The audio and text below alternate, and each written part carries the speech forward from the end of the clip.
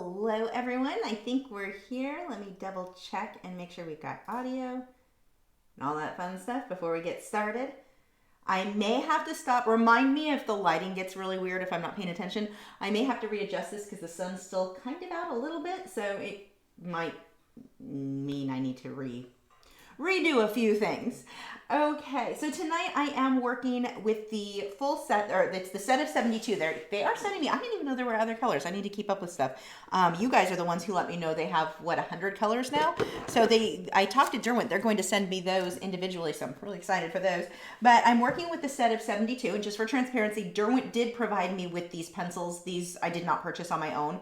I definitely would after using them. I did not expect them to be this good, but, well, I should say I didn't expect them to be this good when I first tried them, which this was not my first try. I tried them for the first time back, I don't remember, when they came out initially with the set of 36, 32, I don't know, the 30-something number.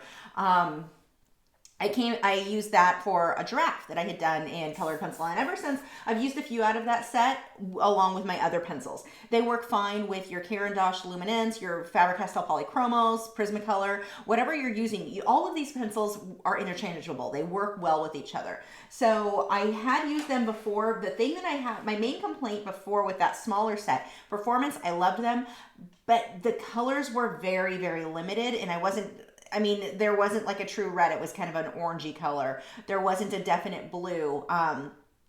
It was a bluish color. But this set of 72, oh my gosh, these colors are amazing. Every single color in here is Lightfast. And while I say that they did provide me with these pencils, all of these opinions are my own. They're not otherwise paying me to promote them or anything like that. They just send them to me so I can try them, let you guys know if I like them or not. So I want to be real clear about that.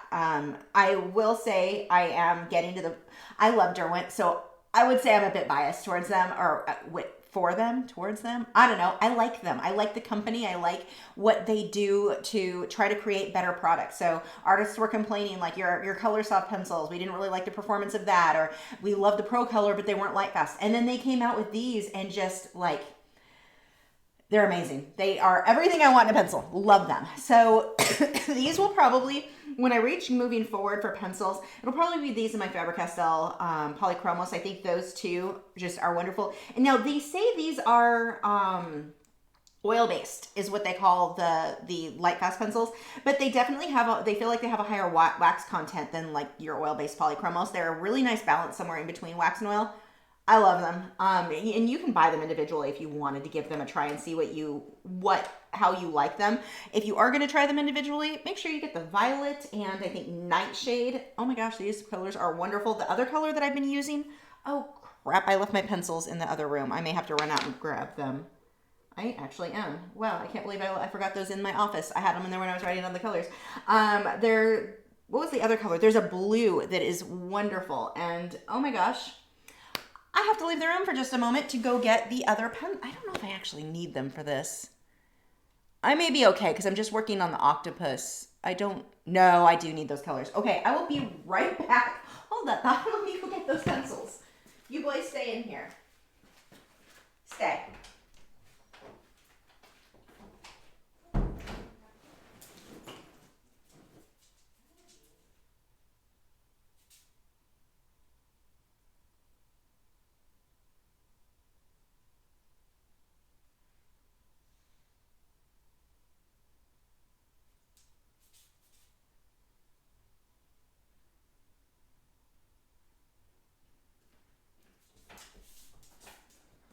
No, you can lay down now. If I let you out, you're just going to walk right back in. Okay, sorry about that. Handful of colors over here that I forgot I would put in the other room to write down the names of. So, let's see. I guess I can go ahead and start on this. Now, the background, this got so dark, so fast, so much color saturation, very, very fast. Working on Arches hot press watercolor paper. And somebody, I don't know if you're watching tonight, I need to answer this over on Patreon. It's hard to keep up with all the comments on Patreon, but somebody had sent me a message wondering why, or maybe they emailed me, wondering why I'm using the Arches hot press watercolor paper instead of the Fabriano Artistico hot press that I used to use.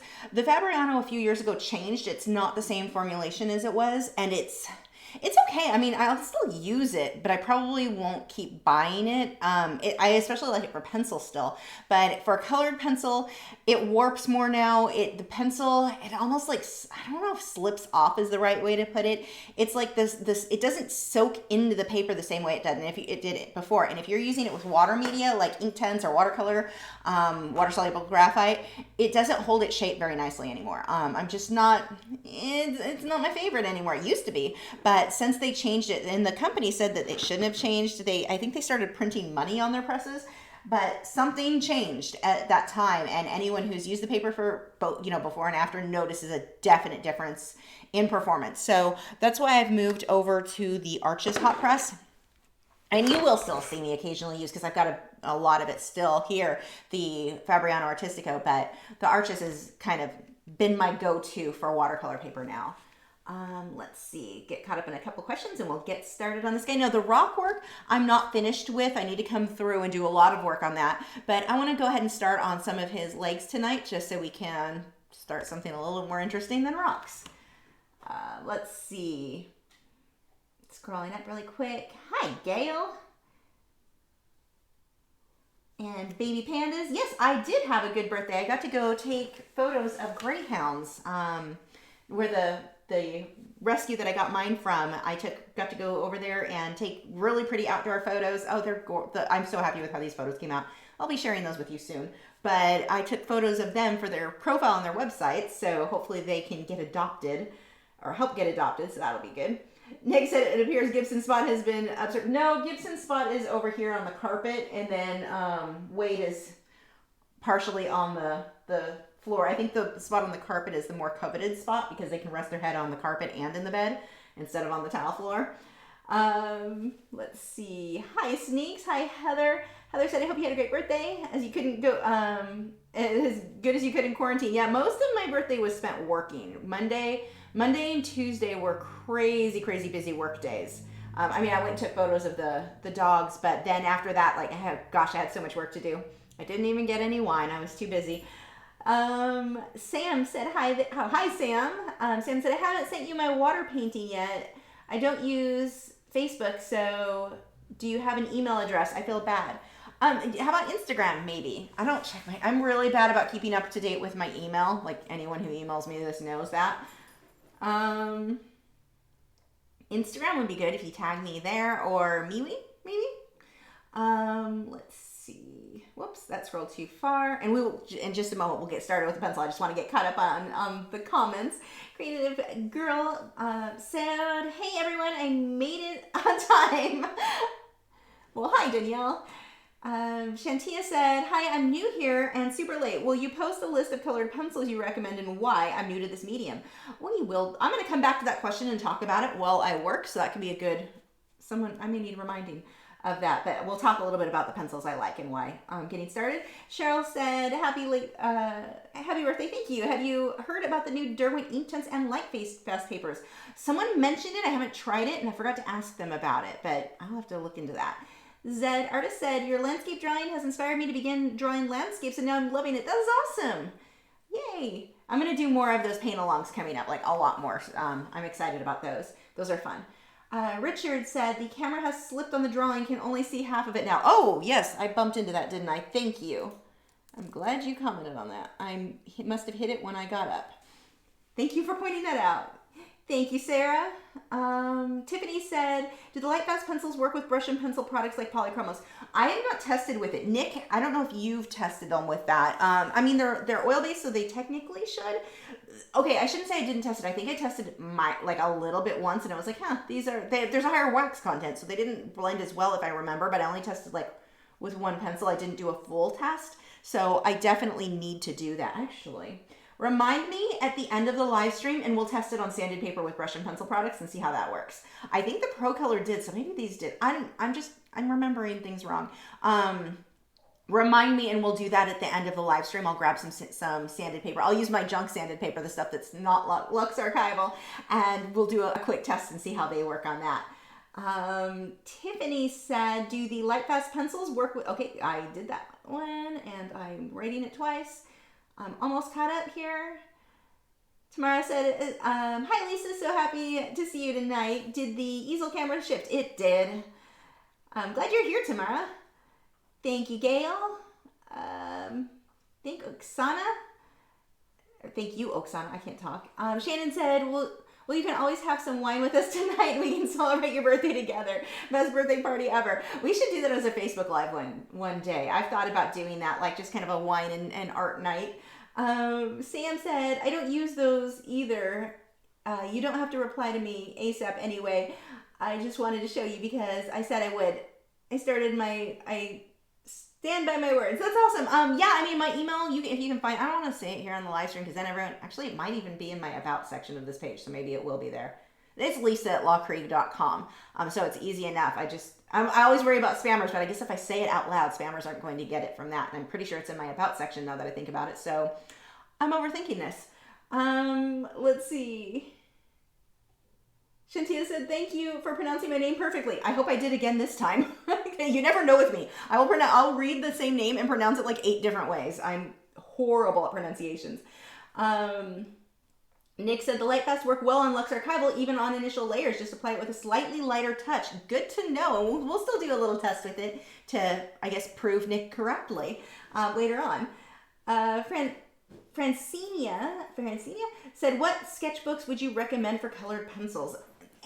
I mean, I don't really use sketchbooks for, we'll talk about sketchbooks, we'll talk about paper, and we'll talk about the colored pencils I like once I get started. I'm going to come back to that question because we can talk about that while I work. Sarah said, you've answered the questions about how you motivate yourself to paint when you're not in the mood. My question is, how often does this actually happen? A lot lately, because I want to go play out in my yard and not paint. I would rather sit outside lately and just stare at the plants and, be outside. So it happens a lot to me lately, but I mean, it's my job, so I have to get in here and sit at the easel and get some art done. Lucy said, hi from Montreal, Quebec. Hello, Lucy. Okay, we are good, and sip of coffee here, which I have not had this afternoon yet. And definitely need. Okay. So, talking about the color, I'm going to put a piece of black green under my hand. I'm just going to start on this. Oops, I guess I should put it right side up so the tape will stick. So we'll stick that there to protect the paper from the oils of my skin. And I guess I can zoom in a little bit over here for you guys. I mean, it'll just get grainier, but we can go a little bit larger. There we go. Okay. Sam said, cheers, buddy. I will check it out. Totally hear you. I'm not sharing here. Shannon said, seeing your studio in the new house has inspired me, and now I'm working on turning the 3rd bedroom of my house, was a library, into my own studio. Need room for supplies. That is awesome. I hope you share pictures of that when you're done. I'd love to see. Dawn said, good evening. Happy to join the class. Never used pencils. Looking forward to seeing how it works. Sneak said, how did you get such a swirly loose background? It looks like colored fog. Is it this that you're talking? The thing, I don't know when you saw the underpainting. That's just light layers, multiple layers. And I'll have a video of where this is all edited, and you'll see how I layer it. Or if you're on Patreon, this portion of the video is already up there for you guys. But it's just layer on top of layer and overlapping, and then more layers and then overlapping and blending with OMS. So that it was really good. Actually, before we get started too, if you are a patron, I was talking about a brush that I used that I got the smooth background even smoother. So I had put the paint thinner on a little too thick, and I was kind of smudging it around, and I was making it blotchy on those later layers. And if you've been around for very long, or if you've used OMS on colored pencils, you know we don't want to have a really wet, like overly saturated brush with the OMS on your later layers, because you'll start removing the pencil from the paper and creating streaks instead of just blending it in. Well, I was being sloppy, and I had a bit too much paint thinner on my brush, and it was just blotchy. Took this brush, this one here. This one is a Grumbacher Academy Natural Filbert. It's a 12, so it's fairly large. I got these when they were on clearance. I find them to be pretty useless when it comes to the way I paint otherwise, but I used it on this background.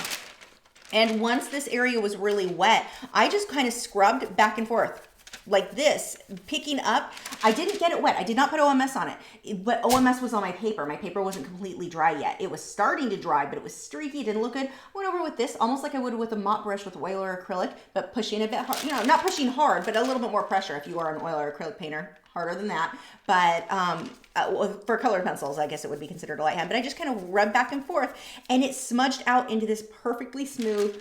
So happy with the results. This is a brush you will see me using in the future. And unfortunately on the Patreon live stream, or not Patreon live stream, but the Patreon video, I didn't record that part because I was like, let me experiment with this for a second. I didn't have the camera on. I just wanted to see what would happen. And I figured I'd still need a few other layers. So if it worked, I would record it, except I didn't need to. Going over with this when it was a little barely damp on the paper, this had nothing on it. This was perfectly dry, but it picked up just enough from the paper. And you can, I don't know if you can see, it has the blue on it now. That's what it picked up from the paper. And it smudged it out into this beautiful, smooth, oh my gosh, it's amazing. You will see me use this in the future. And I wish I had recorded it at the time. Why don't I just leave the video camera on all the time?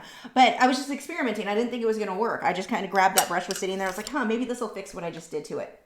It more than fix it. It's my new favorite thing. Okay. So let's see. Shannon said I could stop buying so many or reduce. Oh, I just scrolled too far. Whoop. Oh, we've got another question I'll come back to, Robbie, on the Holbein colored pencils. So we will cover, let me write that down, what all we're going to cover right now. While I chat, and I'll be behind on questions, but I still, let's see. We're going to talk about favorite pencils, paper, and the Holbein. So those are the three topics we're going to cover before I get back to answering questions. So you can keep your questions coming in if you like, and I'll go back and try to get to it, everybody. But yeah, let's pull that back where I left off.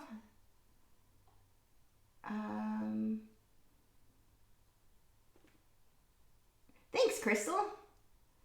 Let's see. Thank you. Caution Artist Play said, happy belated birthday. I'm excited to see where this goes. The Lightfast pencils are my new favorite. Just finished a piece using some of them today. Oh, I'm in love with these. These are just they're wonderful. I can't say enough good about them, which I wasn't, and I know this sounds bad because I love Derwent. I love the company. I love what their goals are and how transparent they are about things. But and how they stand behind their products, except I just didn't love their colored. I mean, I love the Pro Color, but they weren't all Lightfast. Only about half of them were, so I just didn't find myself using them often. Man, they stepped up with this. I'm so happy that they have this pencil that is like top of the line. If I had a choice between these and Caran d'Ache Luminance, and I love my Caran d'Ache Luminance, so I'm not saying anything bad about that. I'd go with these. These are just a nice in between oil and wax, even though they're listed as oil. They feel kind of in the middle. They're just wonderful, wonderful pencils. I'm so happy about that. Do I like the Derwent Lightfast better than Polychromos or other pencils? I think I'm going to be using these in combination with my Polychromos because the Polychromos will sharpen to that really fine point because they're a bit harder. I think this they're going to be one. You could use either or, one or the other, but I think these are going to be my two. I'm probably going to take these out of the box and put them in, or the tin that they came in, and put them in one of my pencil boxes because I think this will be one that I'm using all the time. Like I have my Pro Color and a few other pencils in another box. I think I'm going to pull those and use those for sketches and stuff, and you put these into like my standard, like this is what I work with. My main two going forward, I'm pretty sure, are going to be these and my Derwent Polychromos, or not Derwent Polychromos. Let's mix all the words together. My Faber-Castell Polychromos. Okay. Here we go. So let me zoom in on his little arm there. So part of his arm here is going to be slightly out of focus, and we get more in focus as we come in through here. I think I'm going to start with the more in-focused part. Maybe not. No. Decisions are hard. I'm really bad at them. I'm going to be doing this. Now, this reference photo comes from Pixabay, but I completely changed my colors. I wanted something to be much more... so there's not a good pink in this set. I'm hoping there will be with the, when I get the other pencils. Let's see, we've got a dusty pink. Yeah, that'll kind of work. It's more of just a neutral tan color. We'll use that and we'll mix it in with, let's see, we've got cherry red. We'll do some little color swatches and see what we've got. And I know I've already got heather out. We'll be using lavender for sure. Just kind of grabbing some of these. And then I've already got most of my others. Where's my scratch paper? Okay, let's just use this as my scratch paper for tonight. So let's see what some of these colors are going to look like. We've got the one listed as Dusty Pink, which is kind of a peach color. That actually works good for this, so we'll leave him out. We're going to use him for sure. Salmon, just a light. I can use that for highlights, so we'll leave him out. And I think this one I will definitely. Deep Rose. Yeah, this one's kind of a burgundy. And if I layer that into that, that'll give me more of a, yeah, those two look great. Oh, I'm going to need orange. Okay, so these colors will work, and I'm going to grab some orange. And I don't know, I'm just grabbing a bunch of pencils. So these pencils, if you've not used them before, the front half of it is just, or more than half, I don't know fractions apparently. You've got your just wood casing and the color is on the back. So far what I'm seeing, the colors are pretty accurate. I always prefer when the whole pencil is, because I'm blind, I prefer to have the whole pencil marked. It's just easier for me to see and grab. But one thing I love with these, it's so easy to see the name of the pencil you're grabbing. So this like Scarlet, and this is Lightfast 1. They're all Lightfast 1 and 2, so it doesn't really, I don't need it marked for that, but it's still cool. Okay, let's go ahead and start. I'm gonna put a layer of, I think, the salmon down first, and then I'll layer my more magenta colors on top of that. Let's grab, I do need to sharpen this though. What did I do with my pencil sharpener? Oh, they're right in front of me. So my favorite colored pencils. So if I made a video, it was a really old video, comparing, because I had to use Prismacolors for years. That's, I mean, in the US, that's what everyone talks about as being the go-to pencil. And now keep in mind, as I talk about this, I am not implying that you cannot create amazing work with Prismacolors. So please, if you have Prismacolors, use them. You can create beautiful work with them. The problem I was having was every time I looked at them wrong or talked nicely to them, it didn't matter. They were going to break. That was just the nature. Those pencils are very, very brittle. And one of the problems I was having is that the leads were off center. Well, when you're dealing with a pencil that's brittle anyway, your leads being off center, and then they used really bad wood to where you'd sharpen some of them, not all of them, some of them would be fine, but I'd sharpen them and they would split down the side, and then I was wasting entire pencils just trying to get them sharpened. And I will always go over this because inevitably somebody later on will be watching the video and try to school me. It doesn't work. I've been drawing probably longer than you've been alive, but the pencils, they used to be made really well. They moved their manufacturing plant somewhere else, and when they moved it, their quality just went down the drain. And the pencils, it was just all kinds of issues. And for those who are also going to say, well, mine are fine. Yeah, you've probably been drawing for 5 minutes. I've been drawing with colored pencils for, God, what, 25 years? More than that now?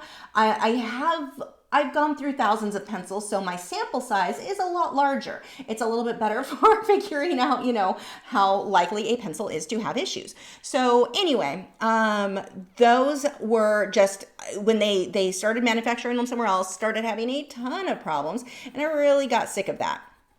So I started looking for other options because I got to where I didn't even want to work in colored pencil anymore, because every time that I would, I felt like I was fighting with my materials. I mean, trying to get, and there are lots of little hoops you can jump through to try to get them to work properly. I don't want to jump through hoops. I just want you to work. So that was just getting very, very frustrating for me, especially if it's like I was using a specific color. I needed that color in a lot of places. And in one night I'd sharpen it halfway down and I don't have a replacement for that pencil. Now I have to wait until whenever I can get to the store to get a new one. And hopefully those ones will be centered and I'll have better luck with.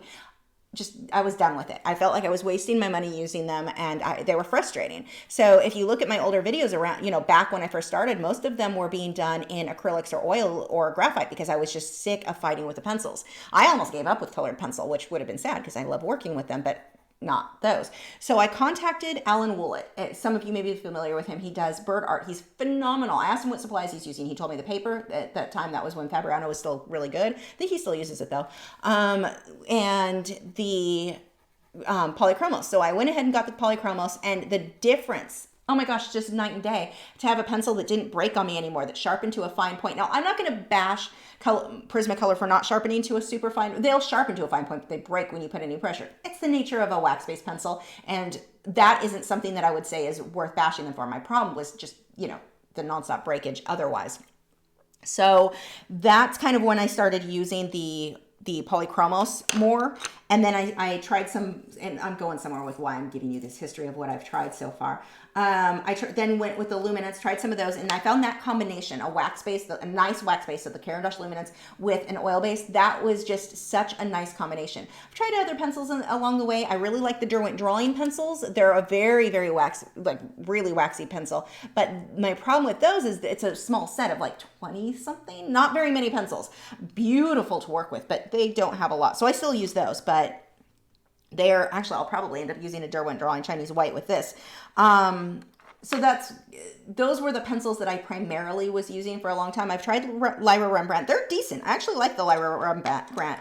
Okay. Not enough that I find myself reaching for them. Like I have them in a box that like, they're good, but not good enough to put the effort into getting the box out of the drawer. I don't know if that's a good standard, but that may just be me straight up being lazy. So those were the main pencils that I really, really liked. The Derwent Pro Color are wonderful, but only like half of them are Lightfast. And that was an issue for me. That's a big issue. So, and if you don't know what Lightfast means, it's a way that we measure how long it will take for a pencil, or not just a pencil, just anything, to fade when exposed to light. So you don't want a pencil that is going to, that's going to fade. If you draw an piece of artwork, you sell it for a few $100 or a few $1,000s, and it fades in 10 years, the buyer's not going to be happy with you. Heck, if it fades in 5 years, some of them some pencils I've seen can fade really fast. So light fastness really, really matters in that case. And then when they came out with these ones they're as good as the Derwent Pro Color, but Lightfast. So those are my three favorite pencils. I guess that would be four pencils that I can definitely recommend. Faber-Castell Polychromos, those and these are my top of the list. The Derwent Lightfast now, Caran d'Ache Luminance, and the Derwent Drawing. Those are like on my really, really love list of pencils. All of those are good. And you don't have to have all of them. You can pick any one of those sets. You're going to be happy with any of them. But my two favorite right now are my Derwent Lightfast and the Polychromos. For the paper that I've used, Stonehenge is okay. It's not my favorite, but I do like it enough that I would still buy it. So that one works fine. The Fabriano Artistico Extra White Hot Press Watercolor paper, as we talked about a few minutes ago, that one's okay. It's not my favorite anymore, but I don't hate it, if that makes sense. It's just that I think there are better papers, because that one didn't hold its shape. So I'm like, why am I spending money on this if you are not going to hold the shape I need you to hold? So that one, it's not on my top list anymore, but it's still a decent paper. Just not my favorite. If I can use Arches, I prefer Arches. Arches hot press watercolor paper is definitely my favorite. It's very expensive though. So I would definitely understand where somebody would be like, this is probably not going to be a good fit for me, especially if you're just starting and just learning. I need white. Any of your, like, was it Strathmore there, or was it Strathmore? Who do I have? Strathmore drawing paper. It's fairly lightweight. It's only, what is it? I don't even remember the weight. It's not as heavy weight. Like the watercolor paper I use is this is not white. It's 140 pounds. Neither is that. Where is my white? Oh, they look very similar. The Strathmore drawing though, that paper is fairly inexpensive and it's good for learning on. I really like the feel of that paper. I like the way everything blends, but it is lightweight. If I'm using water on it, that is not a paper that I would be using water on. The Strathmore, and I think I'm saying that right. If someone can correct me if I'm wrong on that, I think it's Strathmore who makes it. They make a colored pencil paper. It is crap. Like horrible crap. Don't waste your money. It's fine for graphite. If you use any wet media, so OMS, if you like to airbrush a background like I often do, it can't handle anything. Even areas where I didn't use water, it just starts to warp as you're burnishing and pushing. It kind of stretches. It doesn't hold its shape. That paper is horrible. They really should have talked to an actual colored pencil artist before releasing that crap. I still have mine, and the last time I used it was when I was painting my wall and trying to keep a clean edge. I'm like, I'll just grab some cheap paper it's not even cheap paper, just crap paper that don't really want to use for art. That's pretty much the only use that one gets out of me now. It'd probably be okay with graphite, but why would I have better paper than that? But yeah, the Stonehenge, and I like the Stonehenge that comes in the individual sheets, not the one that comes in the pad. Very, very different texture. Stonehenge claims it's the same, except anyone who's ever used it will tell you it is not the same. There's something different about what comes in the pad versus not. So that's good. Canson, I really like the Canson Metans on the smooth side. That's a great paper for a colored pencil. Or the Canson drawing boards, I've used that. That one works really well too. So any of those are good. I've also used mixed media paper for like looser sketches, and that worked okay. You just don't want a paper that's super, super rough, like a cold pressed watercolor paper, because it makes it hard to blend and hard to get smooth, like the smooth look that I'm getting here. I'm not getting that on a watercolor paper. And now so that was the paper. We covered the pencils, Holbein colored pencils. I will not buy them because I think that they're incredibly overpriced for what you're getting. They are not sold in the US. Well, you can get them from like Amazon or eBay or through third-party sellers, but they can't be sold through art supplies like Dick Blick or anything like that because they didn't do a toxicity report. And I get that that's expensive, but you did it for your other art supplies. Like I use their airbrush paint, so it's not like I'm anti-Holbein. I don't understand why you didn't do a toxicity report. Now, chances are the pencils are fine, but if you didn't do that report, I'm okay with using a product that I use oil paints. I'm okay with toxic products, but I need to know if it's toxic. I put my pencils in my mouth all the time because I like to spread zombie viruses, I guess, if somebody were to use my pencils. But you don't, I need to know if that's safe to do. Just give me that information. And then it makes me wonder if their Lightfast ratings are accurate. Like if you didn't test for that, but you did test for this, and I don't know. I have questions. We'll leave it at that. So that was one problem. The other thing is the pencils. They're like so many pastel colors. I don't need more pastels. I need more I don't need that many pastel colors. And you can't buy them individually because they're not supposed to be sold in the US. So you get a box, let's say you pay, what was it, $3.50 last I checked for a box, a full set. Okay, and I get a color in that set that I love, and I run out. What do? Spend $350 to get another set so I can get one pencil I want? Why would I do that? And I've seen videos where they're like, these are the best pencils ever. No, they're not. I know people who have used them. They said they're essentially very similar to other pencils that we have here, like the polychromos. They're not better. They're just different. And I think a lot of people want to feel excited about the fact that they have pencils that they overpaid for and are trying to justify. I don't know. I just don't see the reason in spending that kind of money on a pencil that I don't have the toxicity report on, that isn't even supposed to be sold in the US. And so I can't get the individual pencils. And yeah, I just do not see the value in that. Not when we have so many other options that are great. Like why would I spend money on having more questions? I need a blue. So yeah, that is why I don't and have no intention at this point of using Holbein. Now, if any of that changes, they do the toxicity report, they can be sold at a decent price because they price gouge so bad because they're not supposed to be sold here. They're sold at a decent price. I will absolutely give them a try, and if I like them, I would change my thing because I've not used them. So keep that in mind with my opinion on them. I just don't see how it's even remotely worth spending that kind of money on a pencil that I can't buy individuals of that didn't do the toxicity report. Like, why would I spend that on a lesser than pencil? To me, you don't have that information, you are lesser than. Your color selection does not impress me. Again, lesser than. Why would I spend extra for lesser than is kind of my attitude at this point. But, if they ever change that, they do the proper testing, I might change my mind. At this point, that's how I view it. So you won't see me review them or use them until they can legally be sold here and have done the proper testing. That was a lot of words. Let's see. Let me scroll back up. Let's see what our next question is. Where am I?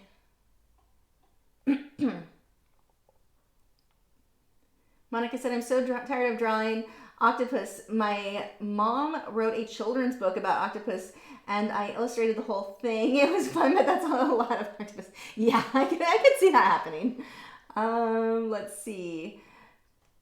Teru said, how can I fix the Winsor & Newton pigment marker artwork? How can I fix? Huh? I'm not sure what you're asking. What's wrong with them? Let's see, scroll down. We've got Shannon said, I know a lot of people have trouble with the Prismas, but I have had so much trouble with but haven't had so much trouble with the new. I'm in Canada, so I wonder if they are made in a different plant. Possibly, I don't know. I know the ones that I had problems with were made in Mexico. Now, before anyone gets on me, I'm not saying anything made in Mexico is bad. Frederick's is too, and they're wonderful. So it's just this plant, their quality control is just, the company that makes them, this is such, like, they're not an art company. It's not an art supply company that makes Prismacolors. It's a big company that, like, God, was it Rubbermaid, or who makes, someone correct me, I don't remember. It's something like that. I'm not saying it is, I don't remember. But that's not their, like, bread and butter. They don't care about, it's not for the artist. It's not for, like, they don't care. Whereas a company like Derwent, like Faber-Castell, like Caran d'Ache, they are for the artist. They care what the artist wants. And so that's a big deal to me too. And the other thing with the Prismacolor, lots of them are not light fast. And that's a huge, huge issue. So, that definitely kind of turns me away from them. Yes, it takes that long to do one little section. I really like this color for this. I'm loving the fact that I know every single one in this set is light fast and I can grab any color I want. I hated that about the Pro Color, not knowing which one I could grab. Yeah, some people have said that they had better results with the Prismacolor. Maybe they're improving some of it. I don't know. I'm not putting money into it, and I don't have any respect for the company because their attitude has not been one of, we're going to try to improve this. We actually care. They're just like, send it back. We'll send you another one. Or how about I just not waste my time and money? So yeah. Shannon said, and I have used them for 30 years, so lots of experience. That's good that you're having good results with them. Most people have had my experience. Chrissy said, hi there, which color pencil brand has the brightest white, and can you buy said brand in a single unit? Yeah, I would say the lightest is my Caran d'Ache, or I'm sorry, two. One would be Caran d'Ache Luminance. It's not as bright. The brightest bright, like the most opaque white, I should say, would be the, brain shut down, Derwent Drawing Chinese white. But it's a thicker lead. You're not going to get finer details. If I need to get slightly finer details, I'm going to switch over to my Caran d'Ache Luminance white. And let's see. Taro said, been using Fabriano good quality paper for colored pencil, but it's not watercolor paper. Some OMS is staining the back of the paper, but the artwork is fine. Archival issues, you shouldn't have problems. I've seen that where it's like the oil from the pencil kind of, when it hits that, I've had that, Stonehenge will really get stained with OMS. Some paper, just that's how it reacts to it, but no, it shouldn't be, you should be fine. Heather said, we have confirmed we are around the same age before, so I too have been through the changes with Prisma pencils. I had to explain the changes I found over time to my dad. Let's see.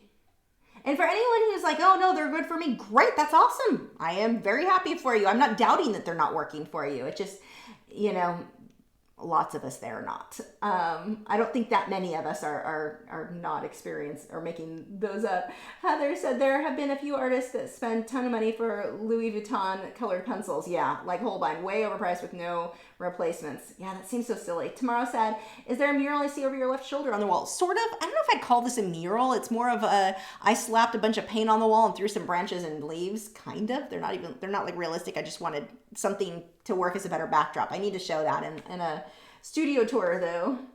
So yeah, I do have that, so that it was because I couldn't, like when I would take a photo of my easel or take a photo of the artwork on the table, the white wall just looked terrible. It was not photographing well, so I had to do something as a backdrop. I may change it over time, I don't know. Dan said, any thoughts on using alcohol to blend colored pencil coloring? I don't use alcohol. It dries things in a way that kind of concerns me, and I don't know what the long-term results are going to be to use that much alcohol. It works, but I don't know if I trust it. Like I'm just more comfortable using art supplies because I've had issues where I used not art supply things for art supplies, and like linseed oil. And it caused some serious damage to the artwork. So I'm a little bit hesitant to even mess with anything as far as that goes. But I mean, it may be fine. I don't know. I just haven't really researched it. So I can't tell you for certain on that one. I will say don't use baby oil. It doesn't really ever dry. It's not, yeah, baby oil is not okay. Alcohol, I think, because I know a lot of the blending, like the Prismacolor blending marker is an alcohol base. So that might not, I don't know. I have not researched, so I don't want to give you bad information there.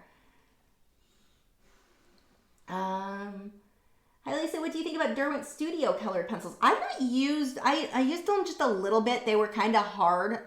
They didn't blend super smooth. They weren't bad, but they weren't ones I'd like run out and be like, these are a part of my standard pencil set. Like they're sure better than Color Soft. I like them a lot more than that, but they weren't the Lightfast. Like they definitely didn't compete with those. Taru said, what fixative can I use on top of Winsor and Newton pigment markers? Sorry, I meant fixatives. I don't use a fixative. I've not tried them because anything wet, I use it on what's it called? On, my brain just shut down again. Yupo. And Yupo, it's a type of, it's like plastic paper. And so anything, when you get water, whatever's on it kind of comes up off of it. And that's what works best for me for the Winsor Newton pigment markers. I don't know what would happen if I sprayed. I mean, if you're going to do it, test. But I just wouldn't spray them with anything, with any fixative. I would just frame them, put them behind glass, and that would be it for me. I might change my mind later. I just haven't tested it. I question how well that would work. Don't test it on artwork that you finished for sure. I would hate to see something bad happen there. Test it on like a sample. Where were we? Carlene said, can I use turpentine for oil pencils? 2, I ran out of OMS and I can't get out to purchase one. I'm not a fan of turpentine because the smell is so bad. It's like instant headache for me, so I've not tried it. You might be okay. And that's another one. I haven't researched what the difference between that and the OMS is. I mean, OMS is they're both paint thinners as far as I know, but I would have to look more into that before I could give you a definite answer. I would Google search that and see if anyone else has tried it and what their experience has been. Turpentine smells so insanely bad. And like even a paintbrush that has ever been used in turpentine, turpenoid, I found the same, even though they claim it's odorless. I don't know who thinks that's odorless, but the smell of that was so bad, like it stuck to any paintbrushes where artists who were oil painters had brought them to class. I couldn't allow them to be in the classroom because the whole class would just smell with this headache-inducing aroma of horribleness. So I don't know, honestly. If someone else knows for sure, can you comment here? I've always used Gamsol or Mona Lisa odorless. I know some people will use a product called Zest It if they can't get those, but I've not tried that one myself. Nick said, I've been hearing here and there that the newer batches of Prismacolor are a bit better and look different.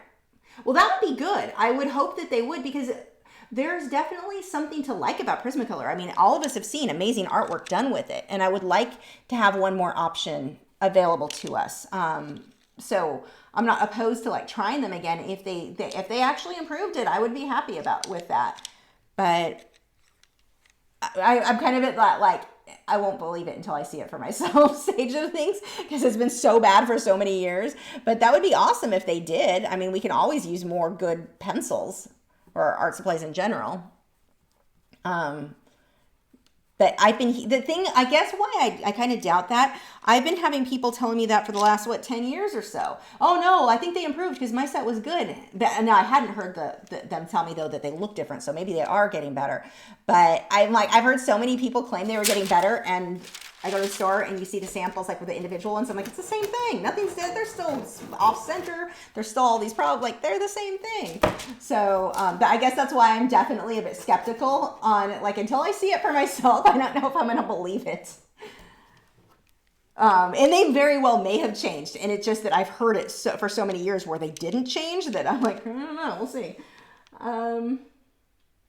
Bev said, as a professional illustrator for over 40 years, I agree with you about not wasting your time with inferior products. Not worth it in general. Absolutely. Sarah said, judging by what I've learned from watching your channel, it looks like there's no need for a colored pencil paper. No, definitely. I mean, I'd be happy with a company to make one specifically for us that was just perfect for colored pencil. And one of the main reasons that I would like that is it's something people would remember. It'd be amazing if people were like, oh, which paper do I get? Oh, that one says colored pencil. We'll use that and then hopefully get good results. What I would hate to see is someone use the Strathmore colored pencil paper and think, oh, I'm just not good at colored pencil. No, the paper's just crap. That's probably the problem. So I'm definitely for a company making something that's really good for a certain product. It's just, I don't think they haven't yet. Shanna said, I have one Prisma from pre-1969 in an unsharpened aqua with the Eagle brand on it. Oh, wow. Keeping it just because I put that in a shadow box. Tamara said, well, it looks very interesting. Can't wait to see it. Your studio looks so comfy, especially with Wade sprawling in the middle. Yeah, I've got Wade and Gibson's over here. I've got two of them in here. Yeah, it's gotten much more comfy. When I first started in here, because all of the walls being this, it's pretty much white, but it's a pale gray. I was very not like I didn't feel at home in here, if that makes sense. Like it was too cold and sterile feeling. Even with the plants, it just wasn't enough. But I found these really inexpensive like curtain type things that are hanging in between each of the windows. They're not really curtain. Well, I guess they could be curtains. I'm not using them as that. They're just like wall hangings. That and then doing this, it's definitely getting there for me. It's got more work before I'm like, I just love this room. But it's getting there. I liked my old studio. It was very cozy and comfy. I was used to that one. This one, it's bigger and needs more work. Jenna said, I still have Prismacolor Scholars from the early 2000s. And the Prismas I bought from 2 years ago are like those, not old Premieres. It's like they're not trying to go pro quality anymore. I don't know. Well, the Scholars aren't good anyway. I hope they improve. I mean, the more good pencils, even like Holbein. I hope Holbein fixes it, or does the proper testing so that they could sell here in the U.S. to actual art supply stores where we can get individual pencils to test and see if we like to, and know if they're toxic or not. It's so weird to me that they didn't test that, because you'd think they'd make a lot of money selling over here legally. So, the more pencils, the better, but until those change, I'm kind of, let's see. Shelly Parker said, hi Lisa, I started using polychromos and luminance pencils and love them. What sharpeners do you recommend? Lately I've been hooked on these little Coom, just metal sharpeners, little handheld. You have to replace them every so often. I mean, like anyone. Well, they have the blades though. Did get some replacement blades, so I could just replace those. But I've been pretty happy with just little cheapy handheld sharpeners lately. I use mechanical ones and I like them until they need to be replaced, and not all of them you can replace the blades. Some of them I had you couldn't, and actually I think most of the ones I've used you couldn't, and it seems so wasteful for this big old block of, I've just been using this little cheapy handheld Coom sharpener. I got a bunch of those, and those are what I've been liking. Shannon said, I have the Lyra watercolor pencils coming on Friday. I'll let you know how it turns out. I do like the regular, so I decided to try those. Yeah, definitely let me know. I haven't tried those ones. Oh, scroll too far. 1 second. There we go. Sam, if you have a question, you need to do the @Lachri Fine Art. If my name doesn't highlight in orange, I won't see it. It's not that I'm intending to ignore you. I just won't see it. If you can't get it to work, no judgment. I can't get it to work either. Ask one of the mods or somebody else, and they can ask the question for you. The Painted Hairbrush said, does Arches 300 paper have any issues with warping? Doing underpaintings with Inktense for colored pencil pieces. Having issues with the 140 using tape. Should I stretch the paper? Pre-stretching is always good.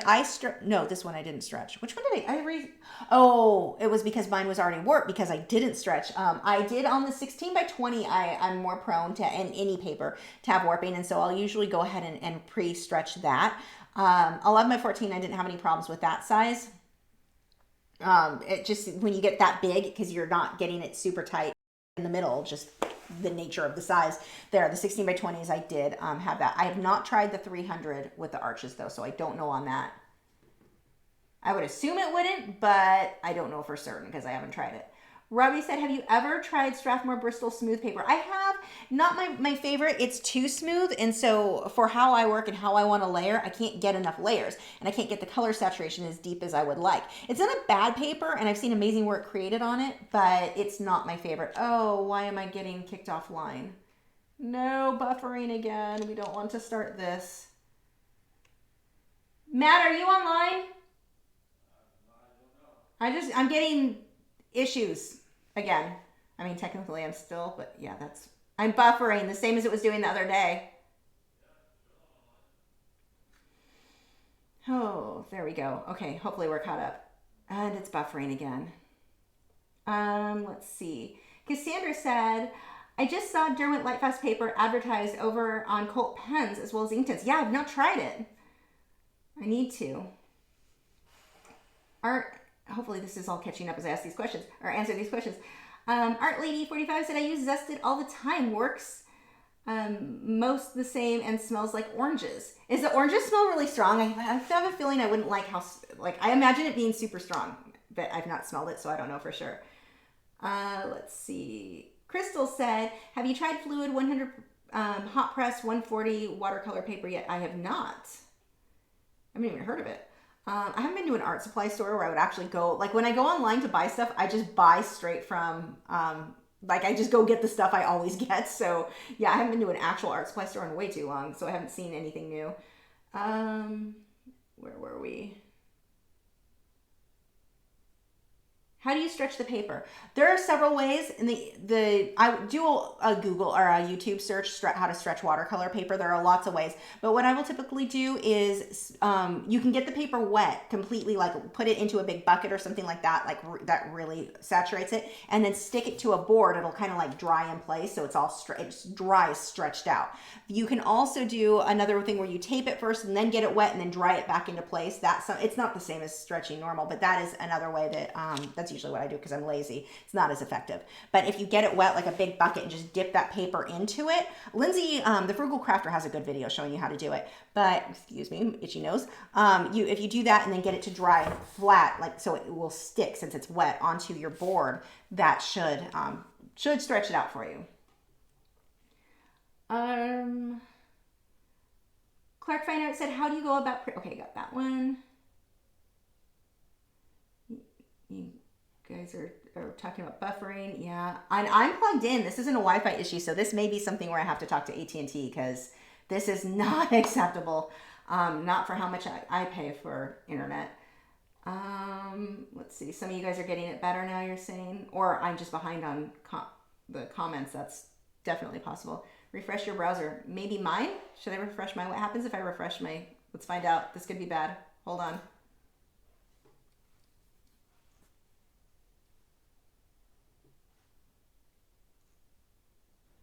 Nope, that's not any better.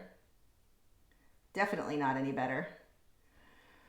Okay, well, hopefully it catches up for you guys. I apologize. I don't know why that's having so many problems tonight. Okay, let's get back to work. I'm just going to go ahead and fill in a few of these. Now, oftentimes when I work on an area that's really small, I don't always use odorless mineral spirits. Sometimes I just burnish, meaning it's a small area. I'll just push a little, get my layers in there and push a little bit harder to get it to blend out. I don't even need to use the odorless mineral spirits. When I get into bigger areas, I'll usually switch to the OMS. It depends on what I'm doing. Let's see. Let's start marking in some of the darker bits on these circles in here. Actually, brighter orange would be better. I will need to sharpen that.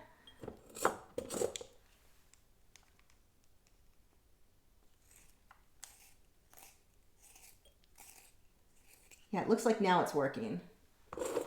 My warning, my yellow banner of horrible warning went away. So hopefully we'll be good now. Now, one of the things that a lot of people struggle with is choosing the color that they want to use. I don't know which pencil to use. Same thing with paint. I don't know which color to use. And they get so like paralyzed with, I don't know which to use. If somebody doesn't tell me every step of the way, I can't do this. Get over that. You have to get over that. Right here, I did a little mark and I was like, that orange is not the color I want. Put the pencil down and try a different one. It's not a big deal. Every little thing does not have to be like perfect. This is not a math equation or a recipe where the cake is going to fall because you didn't do something. I don't know. I don't cook. I don't know how to make that little analogy work. But you, like in that first case, that color was just not right for me. Doesn't matter. I didn't ruin anything. I just put it down and grab a different one. The way that you're going to learn to use color is to experiment. Don't get so hung up that you're so afraid to make a mistake and you can't choose a color, because I see that a lot where people they're only comfortable following tutorials where like, now pick up this pencil, now sharpen this pencil two quarters to the left, and now I don't know, I'm just making that up. But we're going to use this color for two pencil strokes, and then we're going to put that down. You get to a point where you're having your hand held too tightly and you will not learn. Pick a color, try it. If it doesn't work, put it down, grab another one. Don't be afraid of it. But if you are still like, oh, I don't know which color, don't use all your colors. Pick 10. Pick a small, your basic, your red, orange, yellow, green, blue, brown, a black, a white, and make it work. From those base colors, and throw in a purple and a magenta probably, but from those base colors, if you are using a green and you start shading, you're like, I wish I had a yellowy green. Add yellow to it. Learn to mix, learn to blend that way. You will learn so much more by doing that than looking through your whole set of 72 pencils. And as much as I like the set of 72, if you are somebody who is struggling with color, limit your color palette, and that will make it easier for you to start learning color and learning how to mix and learning how to blend. Let's see. Boots Diamond Painting Mama said on the Wet Canvas forum, someone posted an email from the president of Holbein that they will be in the US in open stock later this year. That I will try. So I may, my whole opinion of Holbein then may completely go out the window if I try the pencil. I'll let you know then. I'm just not going to, right now, the cost is so outrageous to buy it because they're not supposed to be sold here. That's why they're able to. And I'm not saying it's a Holbein price gouging. I'm saying it's the seller's price gouging because they're not supposed to be sold here. So, then I'll get a small set and give them a try and see how I feel about them then and let you guys know. I'm really curious about a lot of things about them. So that's good to hear. It always seems so weird why they wouldn't do that. Nick said, Lori Ward asks, quick question. Let's say you dabble in all three mediums, oil, acrylic, and colored pencil. Now you want to do a portrait. Which medium would you use for your first portrait and why? For me, oil painting is what I started with portraits because it's so much easier to blend skin tones and such. I had a much easier time learning to do portraits in oil and graphite. Those were actually the two. I know that wasn't one of your things, but those two would be the easiest. And I would say when you start learning to do portraits, and you can still do this in oil, do it in black and white. It'll be a lot easier for you because you've got to learn how to shade the face and how to make it look realistic and all that. And when you start adding color on top of that, it can be a little bit complicated, it can be a bit overwhelming. So I would say of the three that you suggested, I would go with oils. I think that those are by far the easiest to do portraits in, and especially if you're already familiar with them. Shantia said, I needed to hear that. I'm an awful perfectionist when it comes to my art. Great advice. Yeah, and I bring that up a lot and I try to point out when I make mistakes where I'm like, oh, that didn't look good. Because it happens all the time, and I think people are under the impression that professional artists, everything, we know exactly what pencil stroke to make, we know exactly everything. No, we don't. We're experimenting. Everything is experimenting. Like, let's see what happens what does this orange look like? That looked bad. Grab another one. You're going to have, and even now, I can still see that darker orange. Do you think any viewer is going to care? No one's even going to notice that. They'll think it's intentional. Make it work with a piece when something goes wrong. Like, here's another thing. See down here on that smudge there? I've got a smudge here. I had my my paintbrush, when I used the OMS for the background, it was oversaturated and it ran. It made a drip. And then I kind of wiped it and smudged it and made it even worse. I could have freaked out about it. Oh God, I ruined everything, which is what most students when they're getting started would do, or at least in my experience, they'd freak out and panic. Oh my gosh, I ruined it. Or I just make it look like it's a shadow and is like, it doesn't even matter. I'm just going to work it into the piece. I'm not going to start over. That would be a waste. It took forever to draw this out. I'm just going to work that dark area into the piece. No big deal. No one but you guys now, because I told you, would ever know. Don't give up. Don't get frustrated when something doesn't go right. It doesn't go right for us all the time. And all the time doesn't go right for me when I'm working. So, oops, that's not that. See, like right there, that's not supposed to be orange. Actually, I'm going to erase that a little bit with, to lighten that. Oops, this is a dirty pencil. Let's not make things worse. But that one's supposed to be lighter. No big deal. And what's even better for me, because that's going to be a light lavender color and I've got orange. If I go through there and I make mud, I've got the brush and pencil products. I use the titanium white and the titanium white and touch-up texture mixture. And I that's actually what I'll get a lot of highlights on here anyway. I can cover any of that and then put colored pencil over it. I can't ruin anything. And that's something as an artist you want to kind of get in your head. Whatever you're working on, the only thing in colored pencil that you can do to completely ruin the piece. Let's say you've got it drawn out right, everything's good, everything's been going good, something went wrong. The only thing that you absolutely wouldn't be able to fix is if you tore the paper. that, put a hole through the paper, burned it the hole through it. I mean, if you flatten the tooth of the paper because you're burnishing too hard, that's not good, but it doesn't mean you can't make the end result still good. Don't be so afraid to make a mistake because I think it'll paralyze you and make it to where you're not progressing because you're too afraid to mess things up. We all mess up all the time. That's normal. The trick is learn how to fix it or make that mistake work in with your piece. Don't give up. Don't have a heart attack or panic. I mean, those are pretty big smudges. Those are pretty big screw ups. I don't care. I'm gonna work it into it. There was no stress involved when it happened other than, wipe it before it keeps running because let's not make more work for myself. But yeah, that's a big thing when you're working. Just understand mistakes happen constantly or things go wrong constantly. Make it work. Keep working on it. Don't give up. Let's see. Where were we? Maya said, when I burnish using versus OMS, it leaves small gullies, divots in the paper. Yes, absolutely. How do I stop that from happening? That's what burnishing is. Burnishing means you're shoving the pencil, you're flattening the tooth of the paper. So there is, you're smushing the paper. That's what burnishing is. So that's why that happens. You don't stop it. To stop it from happening, don't burnish. That is it. Crystal said, which colored pencils could I use with Inktense? Any color pencils will work with them. Well, now keep in mind though, you're going to want to do Inktense first. Do any blending with water you want first because Inktense are water-based.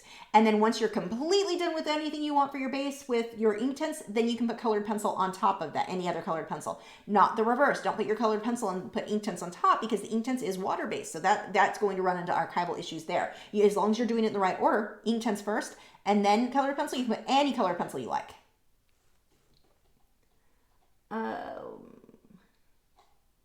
Sarah said, it doesn't go right for me all the time when I'm working. You don't know how comforting that is for me. Oh yeah, I mean, and I'm trying to point out more and more because I don't even realize like half the time when I'm working, I don't even think about the fact that I just screwed something up because it happens all the time. It's just the nature of working. Like it's just, you learn how to fix it. You learn how to make it work. So yeah. Let's see if I can move forward a bit in this. So with this guy, I'm using a lot of oranges and magentas. For the most part, anytime you see me use orange, I'm going to use magenta and the other way around. I love these colors together. I love how they blend. I just love and they make each other pop. Like you put magenta next to an orange, that orange just pops. So I will be doing a lot of that on this guy. So let's say you're drawing a tiger, same thing. You're going to be using those reddish tan or brownish tan, reddish orangey tans. I don't know, I'm throwing out colors that don't exist, but those orangey tones, kind of neutral orangey tones. I'm going to put magenta in there in the shadows between, some of the shadows of the orange, but especially between the black and the orange areas, like the stripes and the orange. I'm going to be using a lot of magenta in those cases. So this is very similar for me. It's a little bit more pink, but I'll be mixing those colors a lot. So this guy, he's purple, pink, orange, and magenta are his main, and then the whites. There's a little bit of yellow in there, but those are his main colors.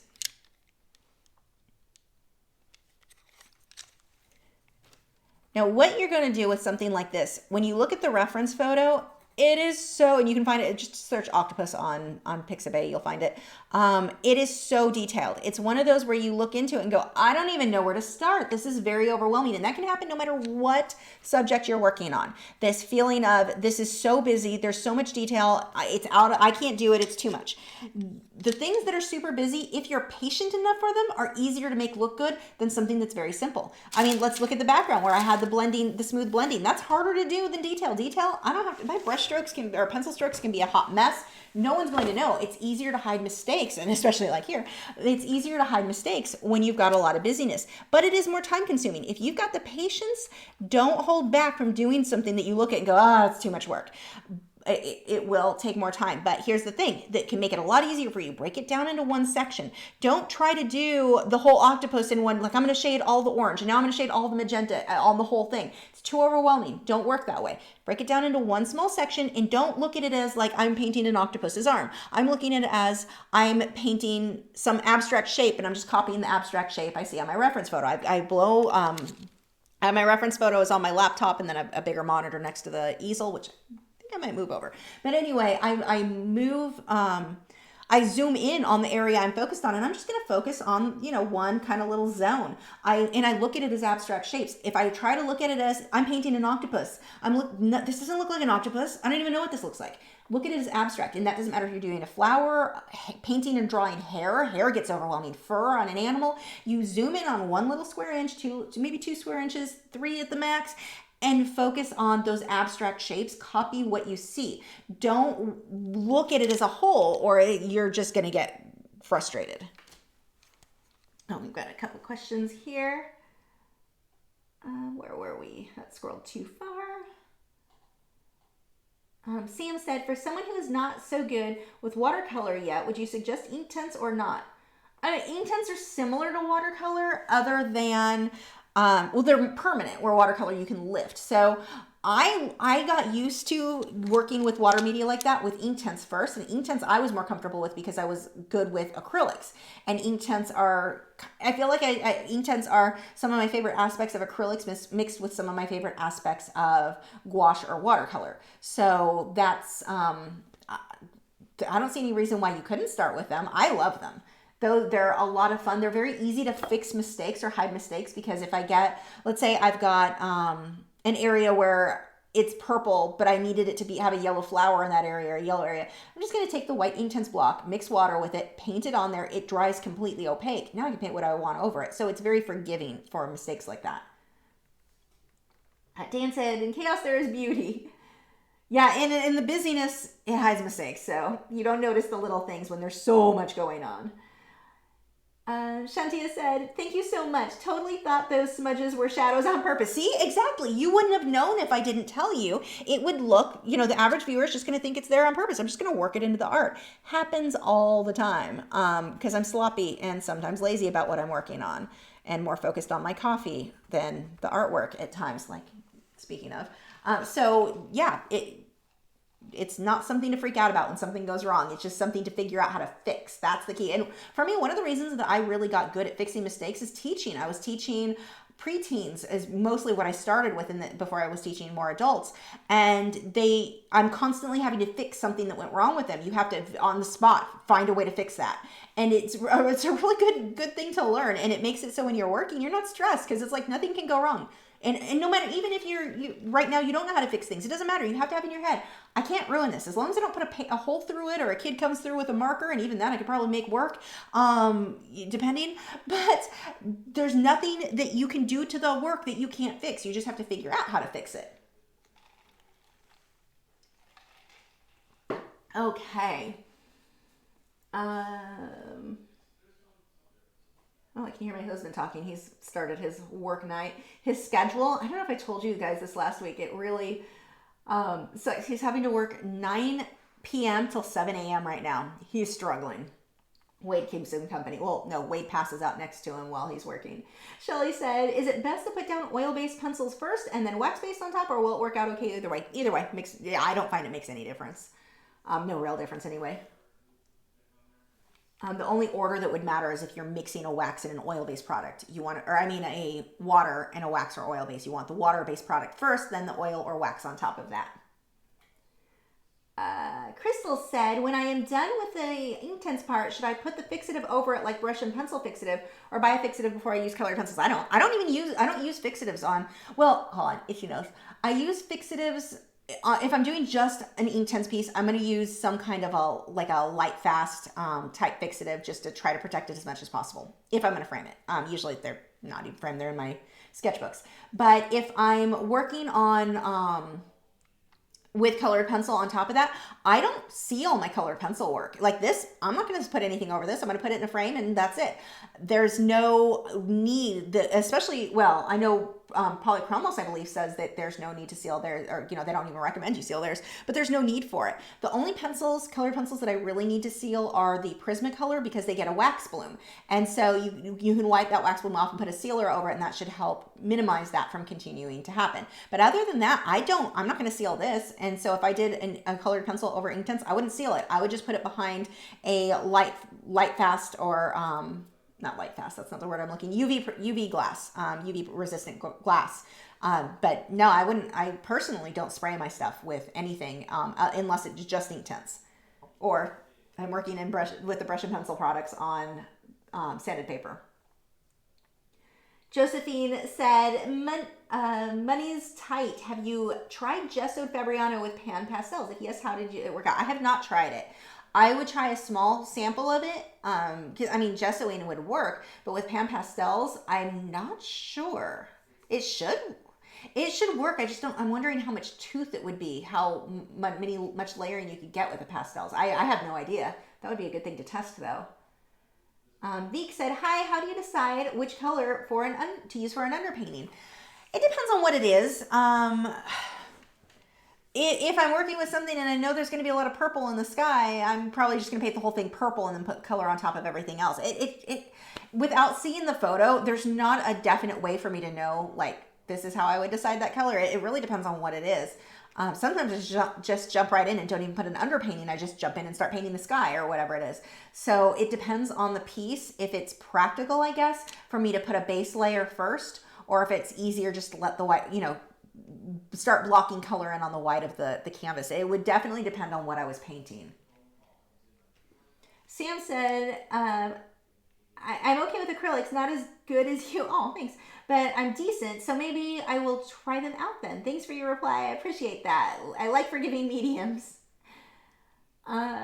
Miriam said, 2 questions. Did you adopt another greyhound? And are the colored pencils wax or oil-based? Thank you. I did. We were not planning to get another greyhound until for about a year or so. My Italian greyhounds are very, very senior, and I unfortunately don't think they'll be with us a whole lot longer, so I was going to wait until they weren't and then get a second greyhound then, because I really didn't want 4 dogs at the same time, although at this point I call my Italian greyhounds more like weird-looking cats. They pretty much just sleep all the time. They're happy. They eat, they sleep, they go outside, and that's about the extent of what they want from life at this point. But we were going to wait until we didn't have them anymore. And then with the virus stuff, the Florida tracks got closed early. And so there's just a flood of greyhounds who need homes right now. And I'm like, well, I was going to get one in like a year anyway. I knew I wanted 2 greyhounds. Like, that's my end goal as far as how many dogs I want total is 2. And I knew I wanted I wanted 2 greyhounds. So we were like, with all these dogs needing home, and I have wanted with Italian greyhounds, we call it pied or wild Irish, depending on how much white, but cow print is what you might consider. I've wanted a cow print colored dog forever. And then when I saw Wade, or he was listed as Kane on their website there, I'm like, maybe I should just go ahead and get the second dog now. Because it's not like I have 4 dogs that I'm taking care of. It doesn't feel like 4 dogs because the girls, my Italian greyhounds, mostly just want to sleep. So it's not like all busy with dogs everywhere or anything like that. They're in their beds almost all the time. So yeah, that is how that happened. It was not the plan, but with so many, it's like, it just seems silly for me to wait if they needed a home now and I could provide that home. So there we go. That's what happened there. Now, for these colored pencils, they are listed as oil-based, but to me, they feel somewhere in between a wax and an oil-based. It's like the best of both. It's just a nice balance. So I was worried when they talked about making an oil-based pencil. I was like, I really would have rather them just make Pro Color Lightfast. Like, the Pro Color were one of my favorite pencils I've ever used performance-wise. So these luckily feel just like Pro Color to me. Like, I can't tell the difference between performance, these and those, other than these ones are Lightfast. So like I said, they do say that they're oil-based, and I'm glad that they're not as oil-based as polychromos, because now I have a reason to use both together. Like, I get to... That's wonderful to me. Not that you couldn't use them both together either way, but I like that they're slightly different, and they're not exactly like my 2 favorite pencils previously were my Faber-Castell Polychromos and my Derwent or my Caran d'Ache Luminance. So now these are kind of like in between the 2. So I actually have a pencil that feels different that I'm in love with, which is just cool because variety. Where was my? There it is. Sam said, I just wanted to look at the reference photo, and I'm so excited to see this. I just went to look at the reference photo. I'm so excited to see this. Hurry up. Just kidding. Looks really neat so far. I'm hoping to have this done. My goal is to have this done Monday night. Well, it'd be better if I could have it done Sunday night. I've got a lot of work ahead of me the next few nights. But this one, I'm drawing it for my husband, and I want to get it all drawn, although I guess I can't really go buy a frame because we're not going to art supply stores anytime soon. I wonder if I don't think I have a frame here that would fit this, but it's for one of his rooms. He loves octopuses, and believe it or not, that is a word I'm pronouncing correctly. But he loves these guys, or squid. I need to draw him a squid. So I wanted this to be super realistic, something I can make postcards and such out of. Speaking of, now that I'm rambling about postcards, for those of you on Patreon, I'm super behind. I should have sent out postcards in January and February and March, and they have not gone out yet. So, or no, wait, those should have gone out. January should have gone out February. So it's February and March, and then now April, to get myself caught up. Something, I've got to go through that. Anyway, I just ordered 4 months worth of postcards, and I'm so excited about them. So those, they said, I just got the notification they shipped to me today. I do need to find out if any of you know or can tell me, internationally, I know I can ship the postcards here in the US, no problem, but how are your post offices and such doing right now internationally? Like, are they shut down? If I send you postcards, are they getting thrown away? Are they getting to? I don't even know what would happen right now. So I'm not sure on the international postcards if I need to hold on to them or not. But I've got to look into that before I send them because those are really expensive to send. So I don't want to send them until I know for sure they're going to get to you. Let's see. Oops, scrolling back up. Here we go. Don said, do you hold all the pencils in one hand while using the other? Yeah, that's what I'm doing now. I'll always have a massive handful and then one pencil over here. And then when I sharpen, it's really awkward because I'm like trying to do this. And those of you who are thinking, well, that's why your Prismacolors break. No, I didn't do that with Prismacolor. Those, you can't get away with that. Those, you're like very delicate and everything has to be perfect. You know, you set out wine and flowers and stuff for them before you sharpen them. You try to really make them happy. But no, with pencils that don't break often, yeah, this is how I do it. Let's see. Nick said, you mentioned that you don't spray or seal finish colored pencil pieces. Have you ever varnished a colored pencil piece done on sanded paper? I've not. I want to look into that because I've sprayed it with the final fixative as much as I've done. So I need to, have you? If you did, we need to talk. I need information on that. Ashley said, I have the Faber-Castell Polychromos. I'm super nervous to try colored pencils. They're just sitting, oh no, they're just sitting on my shelf. Which of your Patreon tutorials would you recommend I try? I would go first. I've got some live streams. Hold on, let's go follow along. We are going to really quick set these pencils down. I want to, I can tell you, because I just updated it. Also, if you're at Patreon, I just updated my website with all of the more videos. I was really behind on that.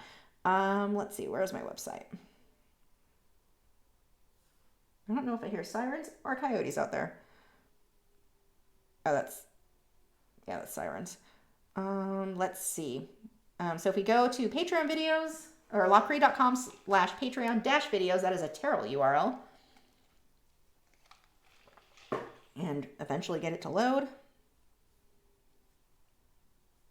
Oh, I'm on Wi-Fi. Let's turn that off. That's never going to load.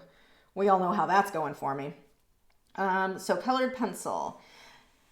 Let's see. There's a fairly simple one, a butterfly in colored pencil. It says with OMS, so that's what we're going to look for. But if you look at the ones that are live streams, there's a bell in colored pencil, a live stream. So that one's going to be like straight. Nothing sped up. Everything's being, the voiceover, or it's not even voiceover. I'm talking to you as we worked. But we did that as a live stream. So any of the colored pencil live streams are set up in a way that we can finish a project in like 3 to 4 hours. So I think that, well, I can finish it it may take you longer. If it takes you longer, don't feel like you're not doing a good job. I work weirdly fast. Yeah, look for anything under the colored pencil for a live stream type banner. I'm looking for that. The bell was one. I'm looking to see what the other one was. I've got a lot of these on here. Come on, what else do we have? I know I did more colored pencil live stream. The bell, there's a tulip live stream colored pencil. That one would be good. That one I'm working on blue Cans and Me 10s. That one would definitely be good to start with.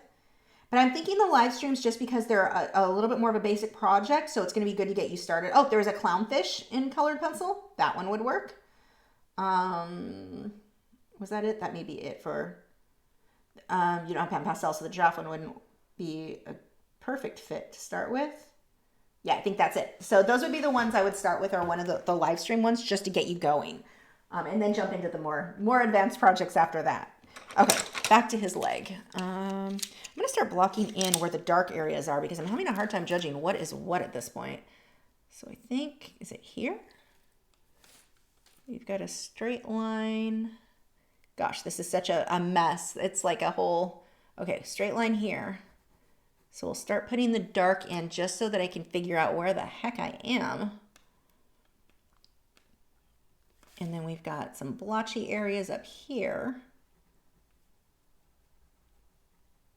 I find with these pencils, I don't have to do that many layers to get super dark color saturation, which is really nice. Okay, so this is the other area that's going to be darker. Or wait, you? Yeah, this gets to be white. So this continues on. So what I'm doing right now, because I have so many lines in here, it's getting very overwhelming for me. I'm hitting that point where I'm like, what is what? I don't even know what these lines I drew were. So I'm gonna break up and just block in some of the darks, and then I'll go through and start shading more nicely, because this is definitely pretty crazy. And if I get something where it doesn't go, it's not a big deal. I will just go back over that with my touch-up texture titanium white if it's really bad. Otherwise, if it's not terrible, I'll just work it into whatever happens. And a lot of these details do not need to be exact. If I miss a circle, no one's going to know the difference as long as I'm close. So that's another thing where you don't need to worry about things being exact. Now, if I'm doing a portrait, my eyes need to be exact. They need to be in the right place. The nose, all that needs to be drawn perfectly. But when you're talking about something like this, or let's say fur or hair, the hair, if you've got a strand that's out of place, no one's gonna know. That's not something I'm gonna stress myself out over.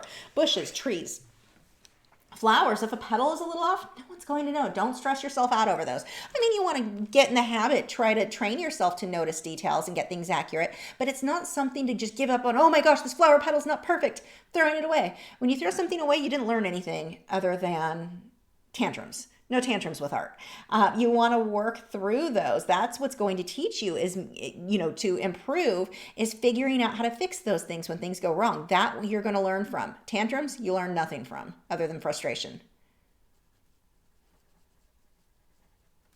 So coming through here, just get a general idea of what goes where.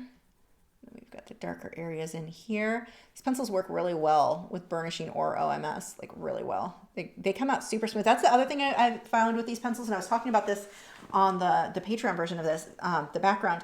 I find I can be really sloppy with these, like sketchy lines, and I can blend them out for the most part. I mean, to an extent. More so than other pencils, though. I find they really, the Derwent drawing pencils do that too, but I can be really messy. Like, I don't have to have my pencil perfectly sharp in order to get the pencil pigment all the way into all the nooks and crannies or the tooth of the paper. Whereas if I'm using polychromos, if I'm using Caran or Prismacolor, I feel I have to be more careful to keep that pencil really sharp and use really, good practicing, the little circles and everything's perfect. I am doing little circles, but I don't find I need, like, when I go over with OMS, it just dissolves into that paper so nicely. So I can be a bit sloppier with these than some of the other ones. And I'm a fan of sloppy and lazy when it comes to pencils. Let's see.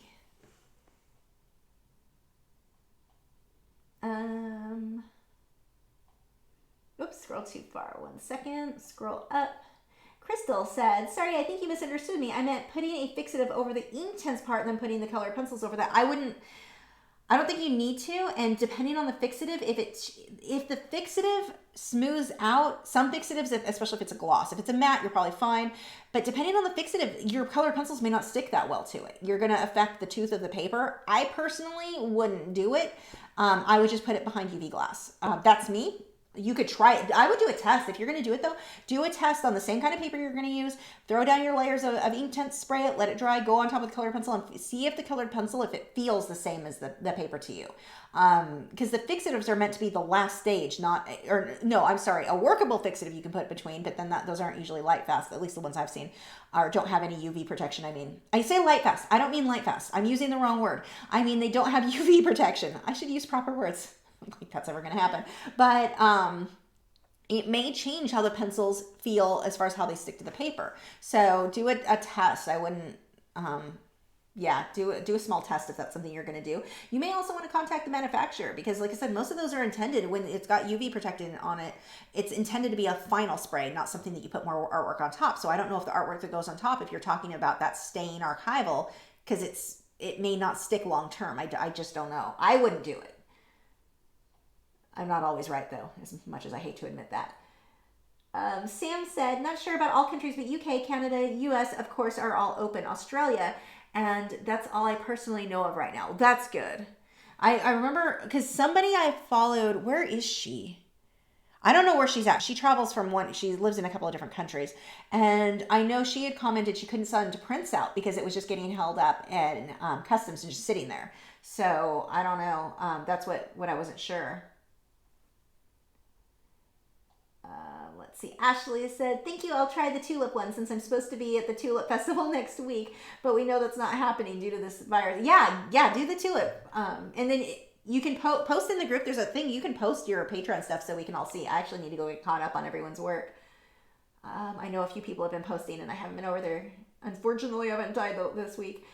Nick said, I put varnish over an isolation layer, a couple coats of the final fixative, and it enhances the piece almost as much as varnishing an acrylic piece. Oh, I'm going to need more. I need you to make a video. You probably already have, and I haven't seen it because I'm so behind on everything right now. That sounds like something I would really, really like. Nick said, bonus, you don't have to frame it behind glass.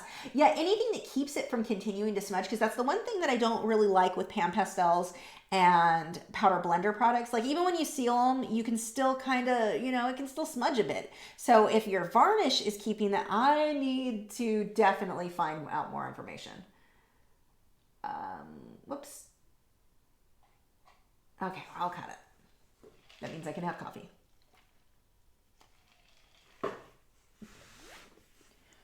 Okay, so right now, see how everything's very scribbly and messy? That's normal. What I will do is I continue to layer and continue to work into this. I'm going to turn it into something that's very clean.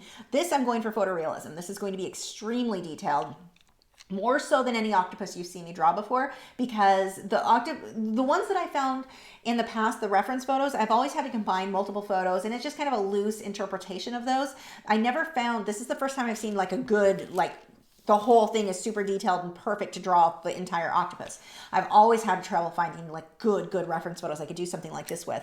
So this will be different than the ones that I've done before are all extremely stylized, where this will be more photorealistic. Stylized to an extent in the color that I'm using. I'm definitely oversaturating like crazy my colors, but yeah, this will definitely have a much different feel. Let's start getting the oranges down. Actually, I can blend that with OMS and let it set. And then I'm going to, while that dries, I can work down here a bit. So the brush that I'm using, I have two brushes that I regularly use. One is my Low Cornell. This is a number 8 Tack-on bristled filbert. There, we'll move it there so you can see the rounded tip. I definitely prefer, when I use OMS, I really like the rounded tip more so than a brush that has a flat tip. Let's see, do I have any over here with a flat tip? I don't think I do. The ones with the the flat tip, you're more likely to see your brush stroke with the flat tip. They're great for straight edges and such, but not so much when you're trying to do something natural. So I really like the filberts. The other one that I use quite often now is, it's also a number 8. It is a Simply Simmons filbert, Tack-on bristled filbert. So what I do, I keep my paint thinner. It's a lock and lock cup. There's a lid on it. Mine has the little thing from Paint Pucks. I did a video on that a while back. It doesn't really need to be in there. I was just testing to see if it really held up with paint thinner. It's been in there years. It is fine. It definitely can hold up. But I will dab my paintbrush into the paint thinner. Then I take my Viva paper towel. If you don't have Viva paper towel, do not use any other brand. It's either Viva or use an old t-shirt or an old rag. But I'm just going to dab that on there to dry some of that OMS off because I don't want it oversaturated. I'm going to go ahead and fill this in. I am going to be kind of careful to not completely smudge over everything because I don't want to completely lose any definition between the orange areas and the magenta colors. You can use a smaller brush if you need to, but I don't know where mine are. I really need to clean my studio. I'm just going to lightly go over all of this. And what this is going to do is dissolve the pencil into place. It lets it soak into the paper. So I lose that bumpy, that rough texture, the grainy look. This is going to smooth that out. Now, this is not the final, this is just my base layer. I'm going to go over this with lots of detail later on, lots of shading. This is going to take a long time. Like, I'm going to be at this easel a long time this week if I want to get this finished. This is a lot of work, a lot of detail. But the big thing is, don't look at it and go, okay, this whole section has color on it, it's done. Yeah, for if you want your stuff to look like an amateur. If you want it to really start looking good and coming together, you're going to keep working on it until it looks like your photo. You're going to keep working on the values, get those darks dark enough, get the lights light enough. The color, not a big deal. I'm completely changing my color from my reference photo. What's important are the values and getting those details, getting things clean. Like right now, everything's fuzzy. I'm not going to want to leave it fuzzy like that. I'm going to want to really sharpen up the details in this area. Let me see.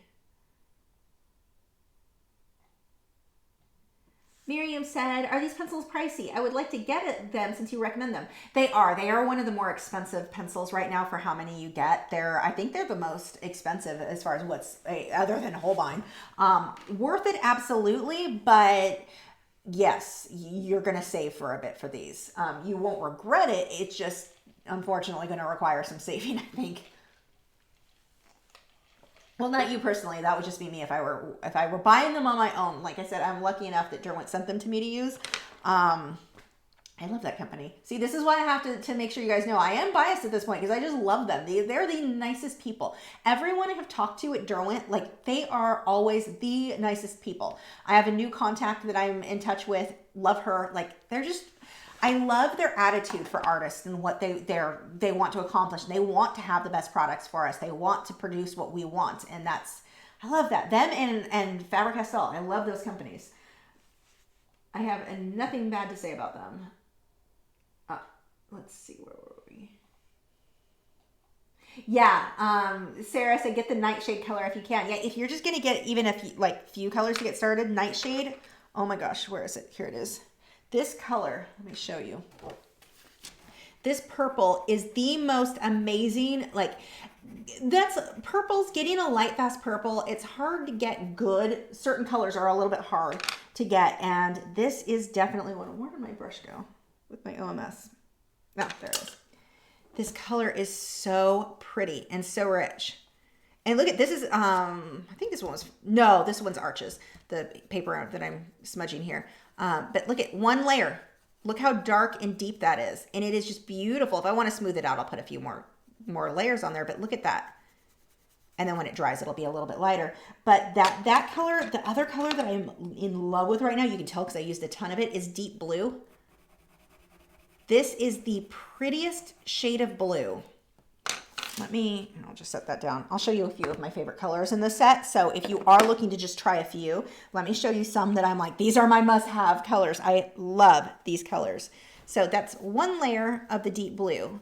And of course, obviously you can go a lot darker, but it's just such a pretty, pretty shade of, I don't know, that looks like it's just all coming out looking black. I don't know that this is really showing you color that well. It's much lighter in person. Let me see if I angle it a bit, if that'll... Yeah, there you go. You can see the colors a bit better. Well, you can see the blue better. That looks pretty accurate. The purple just looks black to me in person. Yeah, the purple you can't see, unfortunately, that well. If you look at my video, if you do a search on YouTube for Lachri and Giraffe in colored pencil, there's one with a purple background, and it's that Nightshade that is just stunning. Unfortunately, this isn't picking up the color. This one, the blue, looks pretty accurate, at least on my screen. The blue is definitely and all the blues in this set are stunning. They have so many great blues in this set. All of the blues, any of the purples. What are the other colors that I really, really am liking in here? The deep rose and purple. The purple isn't really purple. It's more of I would consider it more of a magenta, but that one is really pretty as well. It's a thin layer, but there's the purple, which is kind of like an eggplant color. That one's really pretty. That would be a must-have for me. Heather is a must-have. Those are probably my biggest must-have. Any of the purples. There's also a color called Violet, another purple color, definitely on my must-have. So purple, Nightshade. I'm really liking this mid ultramarine color. I think that came in the smaller set too. Deep blue is just wonderful. So, and there will be more colors I'm sure that I'll add to my must-have list out of this set. It's just that I haven't used all of them yet. These are the ones I've used so far that I'm just like, oh my gosh, this color, I can't live without it now. It is so nice. Let's see. Where were we?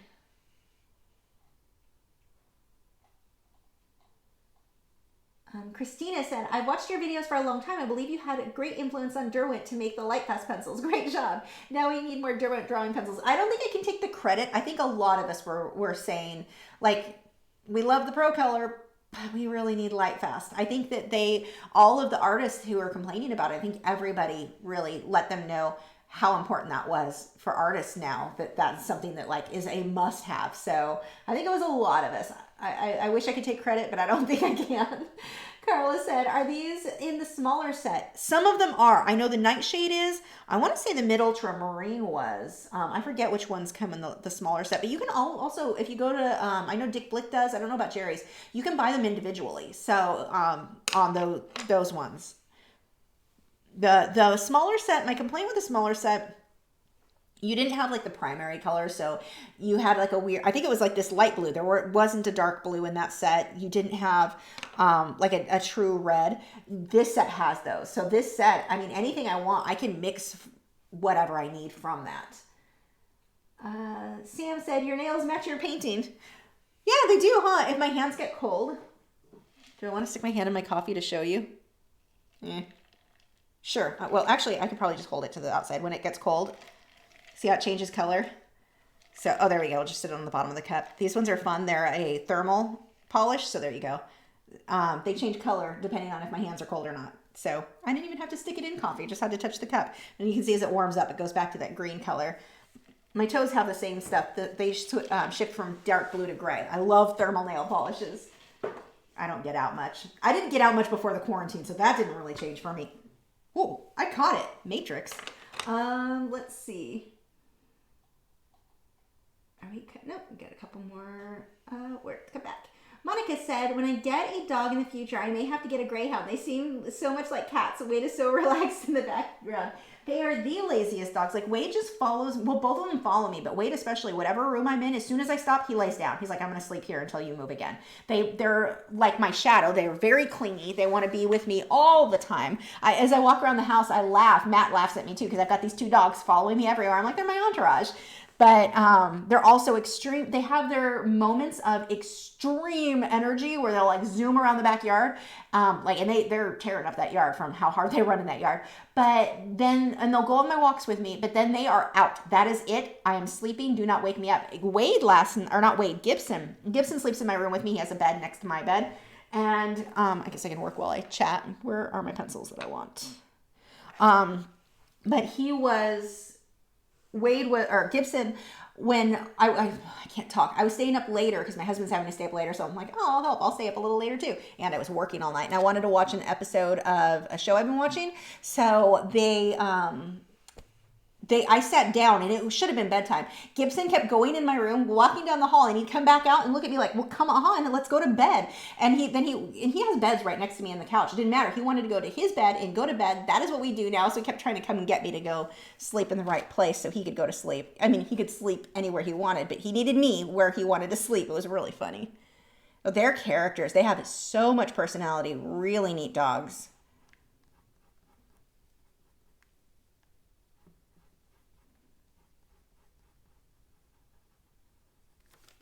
The only thing that you do want to be aware of with sighthounds, and this is true of all of the sighthounds, they have a very high prey drive. So like Wade is obsessed. He went in the room where we have Chicken and Nugget. They have their own room. He went in there with Matt one night and he was way too obsessed with, the birds were in their cage, but I would never let the birds out of the cage with either of the dogs, all four of the dogs.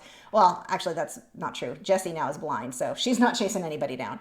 But I wouldn't let any of them together otherwise. But he went in, the birds were in their cage, and he was so obsessed with Chicken that he keeps trying to go and get into that room. So I'm gonna probably have to put child locks on there. I mean, you can't get into Chicken's cage. He has a really heavy duty cage, but he's way too obsessed. So sighthounds have a very, very strong prey drive, and Wade is worse than Gibson with that. And you can never take them off leash. So you're not going to take them, off leash in an unenclosed area. So you're not going to take them to like a park, and I hate when people do that anyway, but you're not going to take them to a park or a field and let him run loose. He's probably not coming back. If he sees something to chase, that's it. He may come back sometimes, but he may also see something to chase and chase it right into a moving car.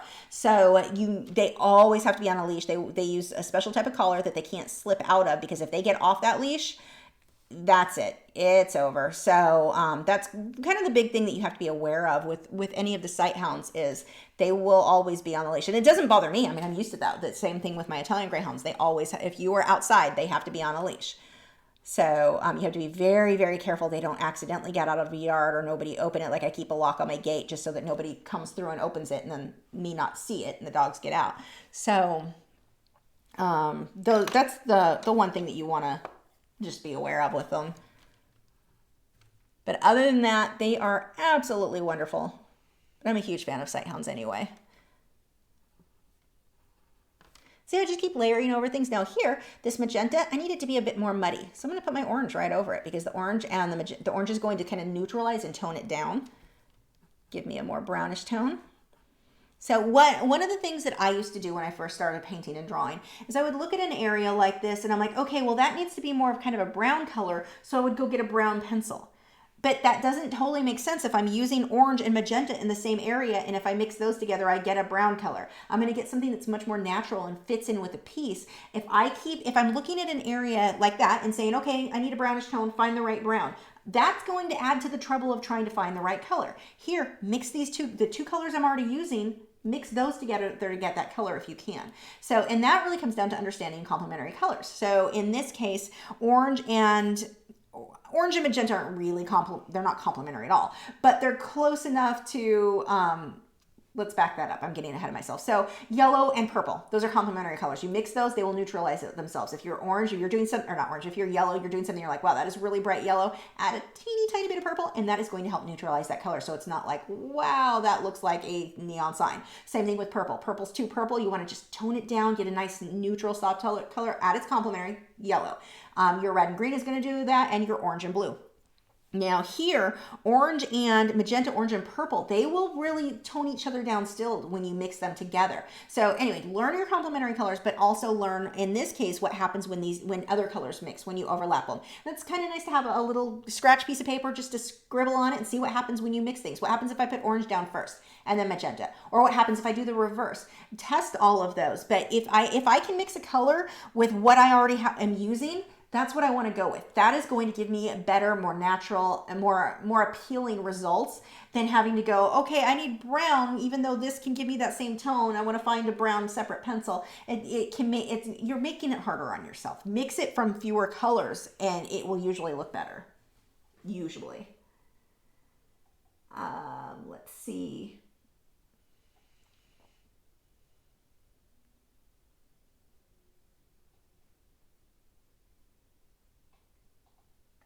Here we go. Miriam said, "Oh no, I would have to save like you for these pencils."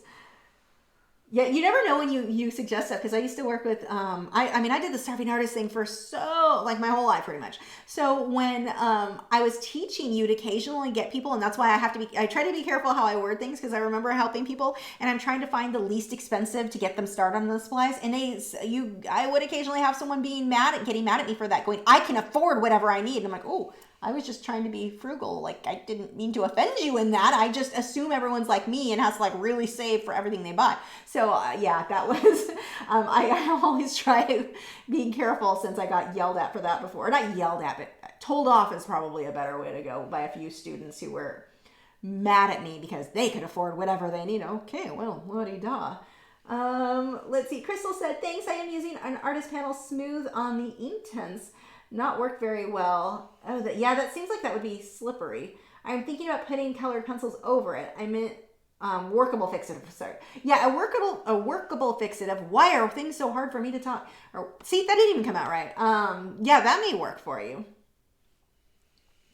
Shantia said, so what set of colored pencils do you recommend for us cheap folk? I'm not a professional artist, but I want to make a piece for gifts and display on my wall. Well, how long do you want them to last? If you don't care if they fade, what was it? There's two pencils. There's a Marco Renoir and God, what are they? They're cheap. They're okay. You know what I would recommend? Get a 12 set of a good brand. It doesn't cost a 12 set of pencils, like 12 set. If you look back at my colored pencil videos, I did one of a military macaw, so he's got the green with the red over his head. I used this set of 12 of the Faber-Castell Polychromos. just those 12 pencils. Oh, well, I think I also used a white Derwent Drawing Chinese pencil, white, because I needed a more opaque white. But if you use fewer colors, you're going to learn color mixing, color theory, color matching, and you can mix any color you want. Like, I had no problem mixing anything I needed from a set of 12. So that's what I would say. I would rather somebody get a good set of pencils that you know you're going to be happy with. And as you have money, you can add to them, but you know that they're quality. So like that set of 12 polychromos, that was everything I needed, and I used the colors that came in that set of 12. So I didn't just pick 12 out of 72 that I thought would be convenient. I looked up what colors came in the set of 12. Although somebody told me there may be a couple of different sets of 12. I think I listed in the videos which colors mine were, but that would be your best bet. There are pencils, like I said, it's either the Marco Renoir, I can't say that, or Marco Refine. The one that's more expensive. It's a bigger set, and they were okay. But I would recommend get a set of 12 better pencils that you know are good, that you don't even have to worry about light. They're going to be light fast. So that would be my recommendation. Fewer pencils, and learn to mix and blend to get all the colors you need. You will learn so much more for that. Carla said, ooh, mood ring fingernails. Yeah, pretty much. Or weather reading. I don't know. I swear this is just coffee in my thing, even though I sound, earlier we had to go get dog food. And I was talking to my husband, and I was doing the same thing where I'm stumbling over my words. It was so bad today. And he was like, he had made some comment, a little early for you to have been drinking, wasn't it? It was like, 1 in the afternoon. I'm like, no, I just can't talk today.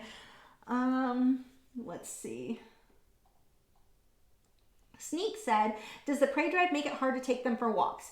It can. Like when I walk them, they wear a martingale collar. And so it's kind of like how a choke chain would work, where if they pull, it tightens so they can't slip out of it. Only it's like 2 inches thick.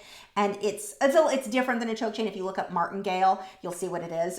Or martingale dog collar. They have to wear that so that they can't slip that. And I see people who walk them in harnesses thinking, well, the harnesses are safer. They won't slip. A dog is way more likely to get out of a harness than a good martingale. Well, as long as the martingale fits them. So I do the martingale collar, and then with the leashes, I've got they're both on 4-foot leashes that are wrapped all the way around my arm and my hand, and then I walk them. And I always do that anyway. My dogs are well trained to walk right at my side. I don't let them wander or whatever, but they're right next to me, but I have it wrapped all the way up. I'm not dropping that leash. If I trip and fall, that leash is coming with me. Like there's no dropping the leash because it's so wrapped around my arm as I walk. But I've always done that with my Italian Greyhounds, so I do the same thing now with the big guys.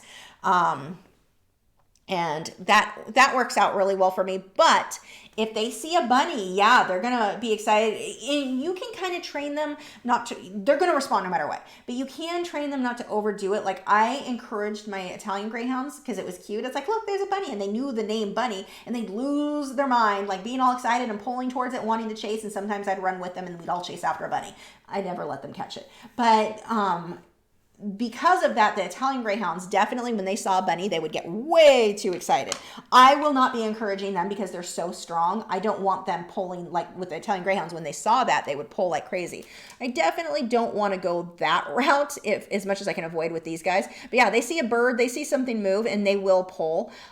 For the most part, they do a pretty good job ignoring it because I've taught them the leave it command, but only if they're on a leash. If they weren't on a leash, there's not a word I could say or a command, or it doesn't matter how much I teach them. If they can start to chase, when that instinct kicks in, they're going after it. But if I've got them on a leash right next to me, I can pull the leash to the side and tell them to leave it to kind of snap them out of it. But if I don't have that leash, I have no control. They're gone. That's it. So you also would never, and I don't recommend these either for any dog, but those flexi leashes, those stupid, look, my dog's walking 2 houses ahead of me.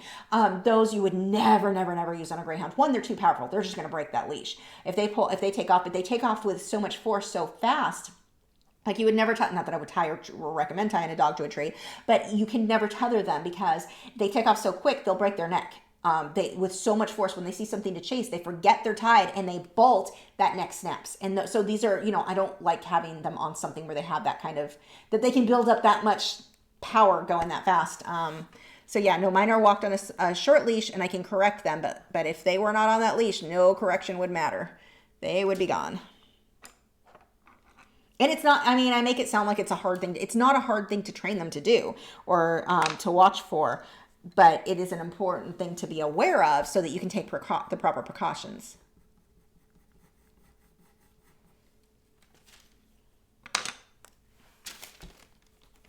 So see how I'm just going back through here, blending this. Now I'm starting to burnish some, and I'm going to start getting, now this actually, this whole area in the back is going to be out of focus. As I move down here, this is where it starts coming into focus. So this can stay quite a bit more fuzzy up here. And I'm really burnishing with this. So I'm pushing not super hard, but harder than I typically would to blend out a lot with this white pencil. Now, one thing that's kind of weird with these pencils that I thought was odd, and they have this in the other set too, I saw, you've got, let me show you these. You have 3 pencils that are almost white. I'm like, I would rather have a bit more of a variety than 3. I don't know, there's very little difference. This one is called, I can't even read that. Am I upside down? Light aqua, and it is a light aqua, but I mean, let's be realistic, it's pretty much white. We have a Arctic color and we have a white color. Very, very similar. If you're buying these individual, just get white. I don't think you need that many. And I'll show you on paper. There's very little difference between these. This is the light aqua. And it's pretty, but it's, I mean, I'm going to mix that with one of my other pens. Like it's not on my must-have list. I'm not going to say I'm happy with having it. I like having all the colors I can get, but it's also, oops, that one had a bit of a color in it. This one has a bit of a bluish tint to the white. And then the white that you're not going to see at all. There's very, very little difference between those. I don't know that you need that many pastel ones. So if you are buying them individually, I would just recommend the white, the light aqua. It's so light that I don't see myself going for that one that often. Now, on the flip side, turquoise green, that's a must-have for me for sure. That we'll add that to my must-haves. Really liking that color. What is this one? Oh, Midnight Black. Was that the one that's the bluish black? I believe that is. Yeah, that's a nice, it's almost a deep silk, like, yeah, it's kind of a bluish black. That's a pretty one, too. I just was curious when I looked over if that was what I thought it was. It is. Okay. Where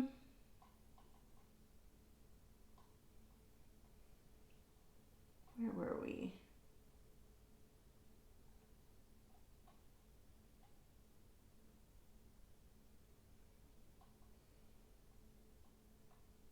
Here we go. Jason said, does the mixing colors work well for transitioning from the main color out, as in moving from the main object? Wait, I'm not sure what you're asking. Does the mixing colors, I mean, mixing colors works well for anything, but when I mix colors, so let's say this needs to blend into the background. I've got these pinks, I've got purples, I've got oranges. I can mix that in with a little bit of green right there to get that soft edge, if that's what you're talking about, or when we talk about sometimes you want a harsh edge, a very clean edge, sometimes you want a soft edge, and you want to watch that on your reference photos no matter what. Like just a pro tip there for making your work look more realistic. Be very well aware on your reference photo, what is a harsh edge versus like a really crisp, harsh edge versus a soft, it fades out into the background edge. So here, these are going to be a little bit more blurry. They'll fade into the background a little. Yeah, I'm going to pull some of that green from the background and let it blend just a little bit in with the purples and such. And that color, that in-between color, it's going to have that overlap is going to help me create that soft edge that I need. And I'm not going to do that until I get a little, because I've got work to do on the rocks anyway. But yeah, if you overlap whatever is in your background next to it that needs to kind of that transition, yes, blend those colors into whatever you're doing. Just a little. I'm not talking about pulling that green all the way down, but yeah, absolutely. Shantia said, sweet advice. Thank you so much. You are welcome. Nick said, I'm not allowed to say squirrel around my Boston. Yeah, we taught when we moved from one area we had lived in, we had bunnies everywhere, so the girls knew the word bunny. We're like, is that a bunny? And they get all excited. And when we moved, we never saw bunnies anymore. We saw squirrels, so we called them tree bunnies. Like, look, there's a tree bunny. So yeah, that's what my girls knew them as. Now they can't hear me, so it doesn't work anymore. Miriam said, our Greyhound was the same way. She was very easy to train. Before anyone gets upset about having a female, she was considered a runt and they wanted to dump her. We rescued her. Why would anyone be upset about having a female? I don't know why anyone would be upset about having a female. Girls need homes too. I may be reading that wrong. There's a good chance I'm reading that wrong. There was actually, so when I took the photos Monday of the Greyhounds at the rescue, oh my gosh, there was a girl, her name is Gesso, and she's a pied, or we'd call her pied in Italian Greyhounds, white with patches of brindle. This girl was she was so hard to photograph because she couldn't stop bouncing. She loved life. She loved the grass. She loved the fact that she was wearing a leash. She loved everything. This was the happiest dog. Like if I wanted a third dog, which I don't, it's not going to happen. But like let's say I only had Gibson and I was looking for a second dog, I would consider her. She was so happy. She's going to chew up somebody's house for sure. I mean, that dog has some energy, but oh, she was funny. No, girls are good. I've always had, I've got my 2 female Italian Greyhounds. One of my favorite things about the males right now is the fact that when you're going through the house training, or like if I take them, let's say once the quarantine is over and I can take them to like the pet store or the fish store or wherever we go, I can put belly bands on them. So if they decide they want to mark, I can put a stop to that before they embarrass the heck out of me. That's so easy with a male. My female, Jessie, one of mine especially, is a marker. She's a girl, but she still marks. And that's a belly band doesn't, you can put diapers, but it's a pain. The belly band is so nice. That's like my favorite thing right now about having boys. Let's see. Sam said, I wonder if those 3 light pencils you just showed us, if they would have a difference to one another on black piece of paper. Oh, let us find out. Actually, do I have black in here? Let me see if I've got anything. We need to test this.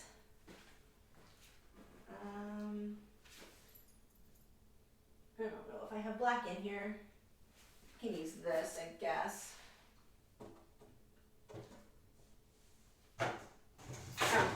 We can try this. This isn't black paper, it's black poster board, but it should be enough that we can see if there's a difference. That is a good question.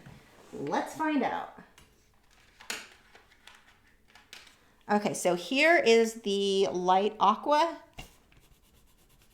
It just looks white to me. You can kind of see that it's got the green tint. Then here is the Arctic. It's not really any different, although I am really impressed with how opaque these are on black.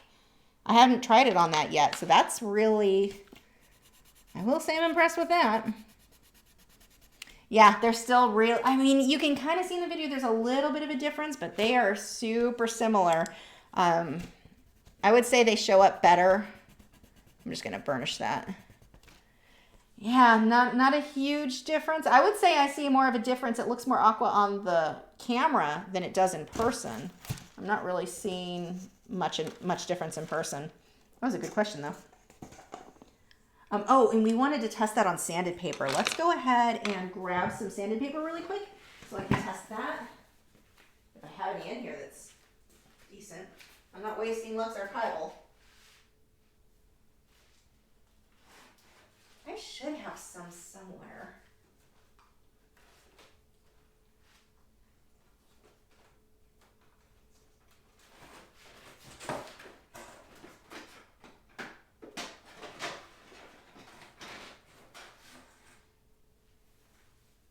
Okay, I don't have any sanded paper, the cheap stuff in here, it looks like. I'm going to run out and grab some. I've only got my Lux Archival in here, and there's no way I'm wasting that. So give me 1 second. I'm going to go grab some sanded paper so we can test how these, I think we can, like, in person see how they work with powder blender. So be right back. You boys stay. Stay.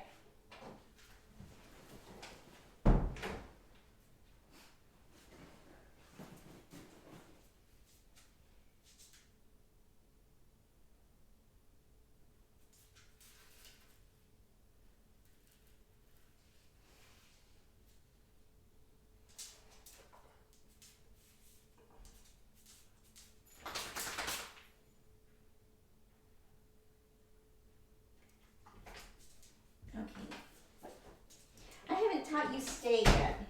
Wade definitely does not know the stay command when I get up and leave a room. I've taught Gibson. He knows it means I'm coming back. Okay, so here is my UArt, which we all know I'm not a huge fan of anymore. Okay, so let's stick that there and see how, where's my brush and pencil products?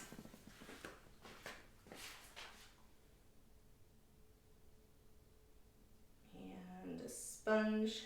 If I can find one. It hasn't been used. There we go. That one will work. Good boy. Okay. Okay, let's see how this works on sanded paper. Let me see. We've got a couple questions here. Lori said, what brand of pencils are you using? These are the Derwent Lightfast pencils. Gibson, stop. No one wants to listen to you lick yourself. That's not classy. We're a classy show here. No licking. So let's see. So I'm not pushing very hard like Nick had suggested. Nick, do you have a video on using these on sanded paper? Let's try a few colors. Get the heather. Yeah, I'm actually curious if on sanded paper, that teal colored pencil, or not teal, but was it light aqua that I thought was kind of odd? Let's see what that looks like on sanded paper. And not much. It's just so pale. It's almost white. And what else do we want to blend in with this? I'm just throwing a bunch of colors on here. Throw some green.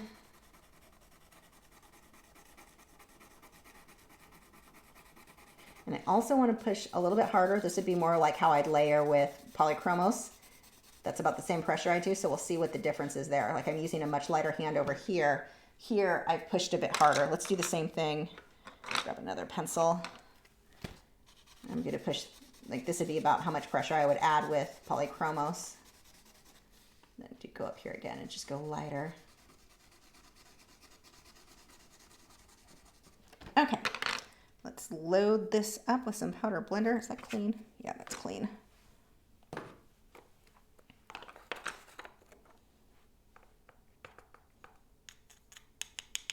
So I've just loaded some of that in there. And let's see. Yeah, it's okay. I mean, it blends, but it probably wouldn't be my first choice because, and I don't know if you can see this, there are areas that are darker where it's not blending out, it's sticking. It works better than like a wax-based pencil, but I would still, for at least for my base layers, I will still be using my polychromos as my go-to. I mean, it's not, and this is where I use the lighter hand. It's not bad. It does blend. Actually, let's try this too, because another thing you can do is put the powder blender down first. Let's put a layer of that first and then see how it works. I'll just get a bit on there. We can also see where I pushed harder where I pushed the same pressure that I would do with polychromos. That didn't blend out at all. And with a polychromos, it would have. Do I have a polychromos over here to show you? Let me find out. Find one. So with polychromos, this is going to be your difference on sanded paper with powder blender. So I'll just put that in there. It doesn't really, I mean, I'm not pushing hard, but I can certainly push a bit harder and get, like it blends out completely. I don't have, and I'm not sure if it's showing on here, but I have like these hard lines where the pencil, it's like the wax content is just a bit higher. And so that's not to say these pencils aren't good. I'm just saying the wax content is higher than what polychromos are. And powder blender works best on something with a lower wax content. So I will use these. I'll still use them absolutely on sanded paper and with my powder blender products, but I'm not going to use them as my base layers. I'll stick to my polychromos for the base layers. And then once I build up, just like I do normally, I can go to my luminance, my Derwent drawing, anything that has higher wax content for the end layers. But I don't see myself using this for a base layer. I mean, you can make it work, but it would definitely not be my preference. Let's go over the area where I put powder blender first, because sometimes I'm still using a lighter hand. We'll start pushing a little harder as I go through here over the powder blender. Sometimes if you put powder blender first, that's all you need to get it to blend a bit better. Nah, I wouldn't use it because it's got this grainy gritty where it's sticking in there, whether I pushed hard or even here where I went really light, then it just doesn't show up much. This would definitely not be my first choice of a pencil to use with powder blender for my base layers. Does it work? Better than like Luminance or Prismacolor or one of those that's even waxier, but is it the best? No. I would still say polychromos are your best for your base layer on sanded paper with powder blender products, if that's how you're blending. But I will use them for future layers, but that is definitely not, Now, to be fair, Nick said he did it on Lux Archival. I don't want to waste a Lux Archival to find this out. I may do it like in a small corner at another time and see if it blends better. This was just my UArt crap, but not super, like, that would not be my first choice for sure for a base layer with powder blender products. So there we go. That is my test there, but I still, maybe on the edge of a Lux Archival one, I'll test it and see, because I think that's what Nick said he tested on. Let's see. Where were we? Tamara said, when you leave, Wade just goes and stares at the door. So sweet. Yeah, and if I sit, I guess when I go to bed, he wants to... Okay, can you guys see him? His teeth are showing like everything. Yeah, you were impressive. That is, if you ever considered getting a greyhound, if this doesn't convince you, I don't know what would. That is, hold on, where's my phone? Let's take a picture for Dad. Oops, I was like, rip paper off. Let's take a picture because that is hilarious and Dad will want to see his impressive hound. There you go. Wow. So anyway, what was I talking about? Yeah, oh yeah, if I leave the room, he will follow and lay in front of the door. He wants to be where me and Gibson are. I think it's more about him wanting to follow Gibson, like that's what makes sense to him, being a part of a pack. So, his little feet are twitching. He'll be upset when he can't get to where we are. And Gibson, trying to keep things the same for Gibson so he doesn't get jealous about bringing another dog in. Gibson's the only one who I still allow him to sleep in my room. So, Wade doesn't like when me and Gibson are, like when we take a nap and he stays out. He stays with my husband, but Matt says he's unhappy and he'll whine and cry because he can't get to me and Gibson. He's a very sweet boy. Let's see. Nick said, yeah, I just lightly float down a couple light layers and then blend. Yeah, I think I'll stick with Prismacolor. You wouldn't, if I could speak clearly, you wouldn't normally hear those words come out of my mouth with polychromos. Jason said, Wade says, but Mom, I'm not on camera and it's what I do. Yeah, he's funny. And Gibson's the same way. Gibson's always laying on his back, and yeah, right now he's actually pretending to be a normal dog, just laying there all normal. Wade lays like this more often than Gibson. Gibson does it a lot, but I think we see it a bit more with Wade than that is an impressive hound. I love the back legs. You can't see. His tongue is, hold on. If you're here just for the color pencil part, we're done drawing for the night. I mean, we're at 10, but let me see if I can get a picture of the tongue. Matt will like that.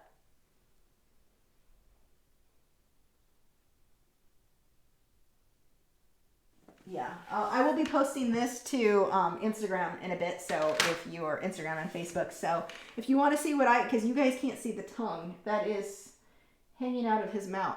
I wonder, actually, hold on. No, I won't mess with it. I'll just post the photo so you can see. It's pretty funny. Yeah, Tamara said the noble greyhound in his natural state. Exactly. They're like thought of as being these super, super elegant creatures, and no, this is what you get. This is what living with a greyhound is like. And from what I understand, this is all greyhounds. They all do this. Gail said, did you happen to mention what brand of thermal polish you are wearing? I don't know if it was a thing. It is from the Dawn Diva. If you go to our search and Google the Dawn Diva, actually I'll type it here so you can see the spelling in case it's weird. The names of her polishes are adult. So, you've been warned. I wouldn't open them when children are in the room for some of them. But yeah, that is the name. And I can't say enough good about them. Where I have most of my polish that I wear is from her. They're better than OPI. OPI, I find that even with them, they were the best I had as far as, because we'll back that up a little bit. I have natural nails. My natural nails have a tendency to be very oily, and nail polish does not stick on me. I might make a day out of, I used to have to paint my nails almost every day if I wanted to paint them. OPI, I could last maybe 2, sometimes 3 days before they'd start chipping like crazy. I can go about an extra day. I can usually get 4 days or so with the Dawn Diva polishes. It's an indie polish. She makes them herself and sends them. They're wonderful. Cannot say enough good about them. They're really all I wear at this point. It is rare, and I have so many OPI polishes because I used to collect those years ago. I'll wear them on my toenails sometimes because that polish tends, my toes, usually they don't chip, but my fingernails, it's almost always stuff from the Dawn Diva. Best polish ever. Let's see. Nancy said, Wade, Mom, draw me like you draw the French girls. Yeah, exactly. That's pretty much the tongue hanging out. It's the funniest part there. PZ Cherokee said, do you have any special plans for your birthday this year? Well, my birthday was Monday, so that's done, and we're past that.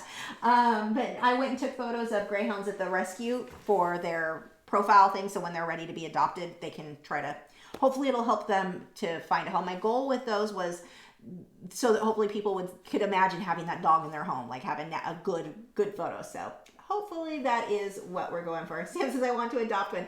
Yeah, if you've got them, and they make great apartment dogs too. You don't have to have a big yard for a greyhound. A lot of people think they're big. They absolutely are, but they'll hold it. Well, he's taking up a lot of space now because he's all sprawled out his eyes are open, but he's sleeping. Are you alive over there? You good? Hey, yeah? You good in there? He's like, stop touching. I'm sleeping. His tongue is so far out of his mouth that you look at him and go, are you alive? There have been a few times I checked on him where I'm like, you can't be alive and look like that. But no, they make very, very good, even if you live in a small place and you have to walk them.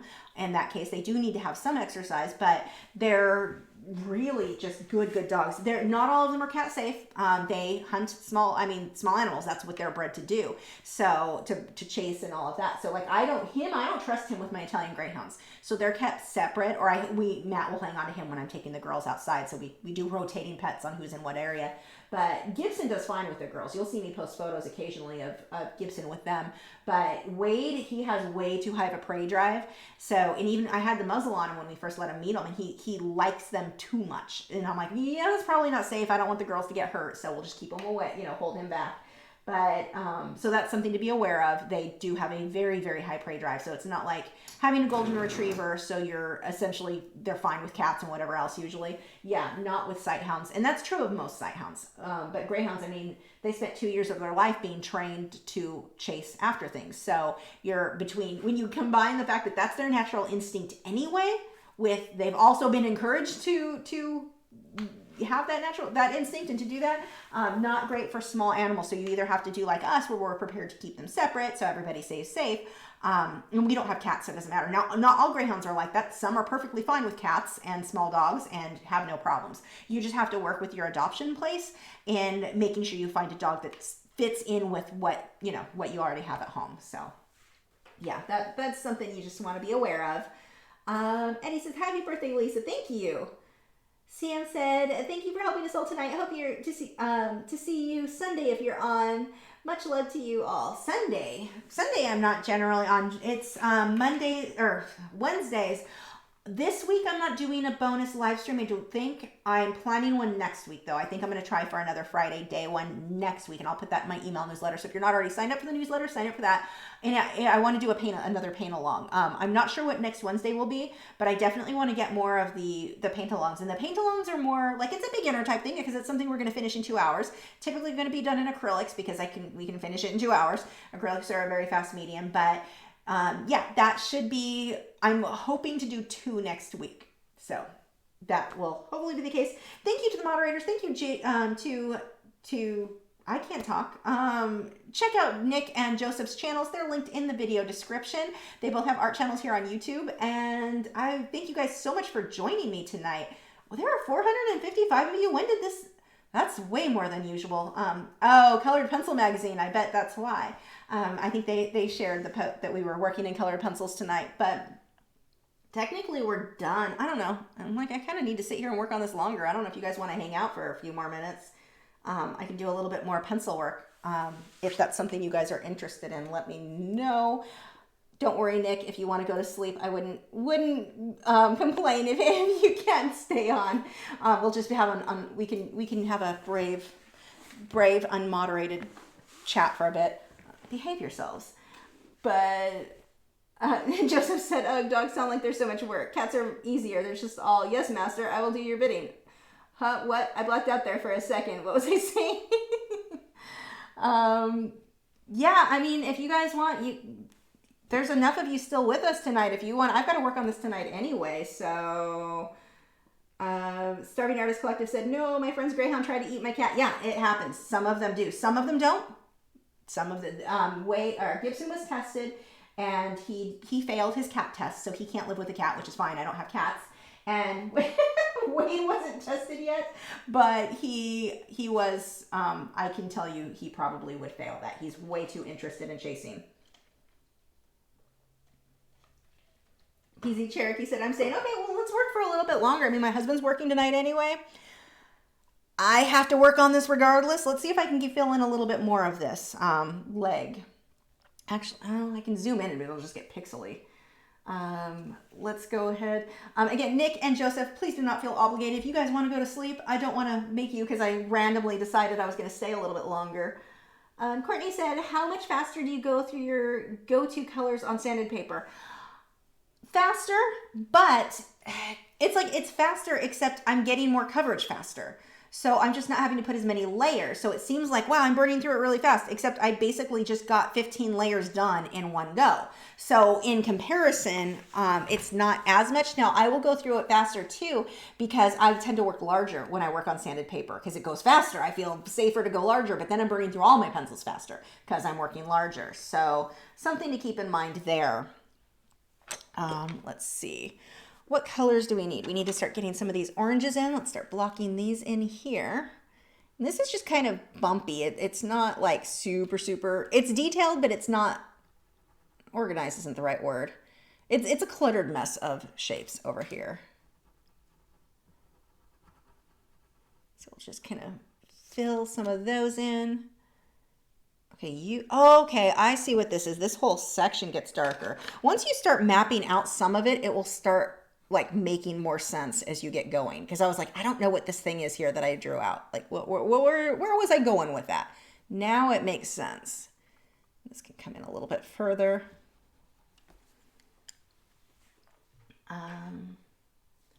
Let's see. PZ Cherokee said, I came late. What time? What will this be when finished? It's going to be an octopus.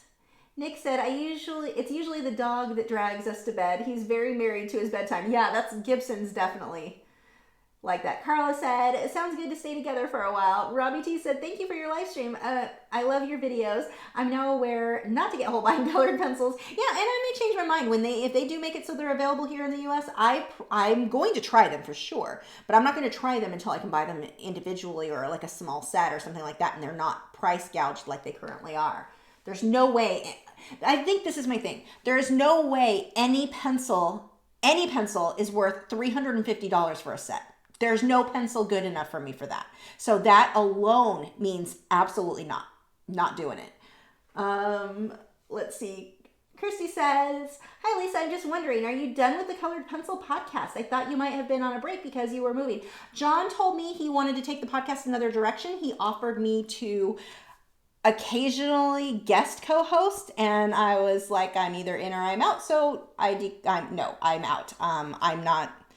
I'm either in or I'm out. And so that was where that went. I'm not sure what direction it was he wanted to take it in. He really didn't explain that. It was a very awkward, this is not a conversation. Where did this come from? So no, I am out. So, but I hope he does well. I have no ill will towards him, but I'm also not going to be an occasional, I'm either very involved or I'm not involved in that case. But yeah, I'm not really sure what that direction was. I didn't get any information. He already, as soon as I was out, he had, somebody else was filling in that place. So I was I thought he wanted to do more solo shows, but he didn't look like he was. So I have no idea what happened there. I was quite confused. Technically, I'm still quite confused. Let's see. Courtney said, so that makes sense. Do you have to sharpen them as often? Well, no. So this is the cool thing with working on sanded paper. Your pencils don't need to be sharp. So I can work that pencil all the way down to where it's to the wood core. I'm not having to constantly sharpen. So no, yeah, if you need a sharp pencil, you're going to sharpen more often, but you don't need to keep your pencils sharp to have them work and blend in and be all perfectly smooth when you're working on sanded paper. You can be very messy with your technique, I guess, when you're working on that, which is pretty cool. At least if you're lazy like me. Mia said, good morning from Sweden, everyone. I think I missed a lot here. Happy birthday, Lisa. Thank you. Kirsty, where did you go? Kirsty said, random question. Is there a reason why you went with $4 and $9 tiers on Patreon rather than $5 and $10 tiers, for example? So I talked to a guy who was in marketing, because I was just going to do 5 and 10 because that makes sense to me. I talked to a guy in marketing and he said that there's something psychological with people when they see $4 versus $5. It makes a very big difference. Like $4 doesn't seem like as much, but when you hit that $5 point, it's like, oh, that's too much. And the same like $9 versus $10. For some reason, that $1 lower increases. I don't know. I don't understand the whole thing behind the marketing, but the marketing guy told me that. And so that's what I went with. I took his advice there. Gail said, yay, bonus live stream. I'm up until 3 anyway. Carla said, I love to draw sea creatures. I want to look up your recommendations on the picture on coral, etc. Yeah, tile gardens. Oh my gosh, best coral photos you are going to find. Serving Artist Collective said, lunchtime in my country, so very happy if you want to continue. Richard said, 4:15 a.m. over here in the UK now, so I'll have to watch the bonus footage tomorrow, later today. Thank you and happy birthday. Thank you and good night, Richard. You are up. Gosh, you guys are night owls like me. I love it. Kirsty said, oh, I haven't listened to the Colored podcast since you haven't been on it. I hope you're still friends with John then. You two seem to get along. I don't know what happened, but we haven't, like, the texts were weird afterwards, and it's just, I don't, like I said, I'm not mad at him. I want him to succeed, but we're not, like, we don't talk at all. I don't know what happened that he decided he wanted to go that other direction, but we never talked after that, besides the text of him going, well, do you want to come and fill in? And I was like, no, I'm not doing that. So that was kind of the extent of that. But, like, we're not, like, as far as I know, we're not mad at each other or anything. There's no, like, weirdness there. It's just we don't do the podcast anymore, so we have no reason to stay in touch, I guess. That's the better way to word that. That's what I'll go with. Sarah said, how many pencils do you get in the 350 set from Holbein? I think it's 150 pencils. I could be wrong, but I think it was 150.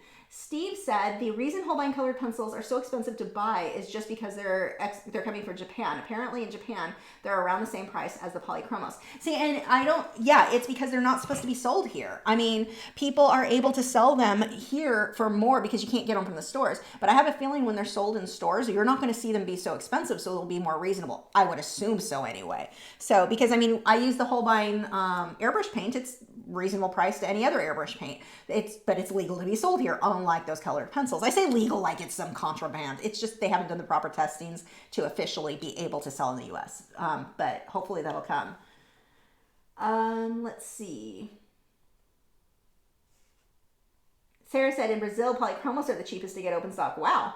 Steve said, I agree on the Holbein pencils, not worth buying right now, especially since they're the sense not a lot or light fast. Oh, I didn't know that. I've got both dogs. Gibson just flipped over. He's on his back now too. You guys are such goobers. I don't know if I can work that so you can see. Here, let me see if I can get you to see Gibson. It's kind of a weird angle to... Now, he's black, so it's hard to tell. But he's on his back, legs in the air. Such a goofball. Funny, funny dogs.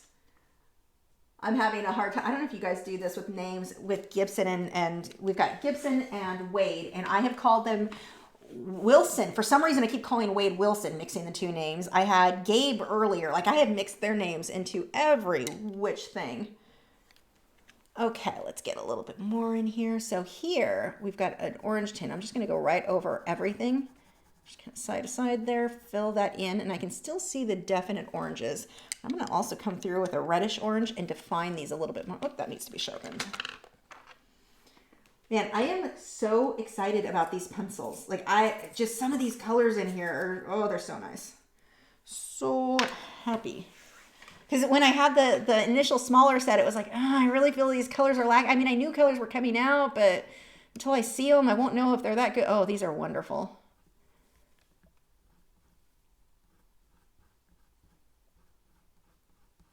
And again, if you didn't see the beginning, just for transparency, these pencils were provided to me by Derwent. I did not buy these myself, so keeping everything legal there, and I don't want to mislead you guys.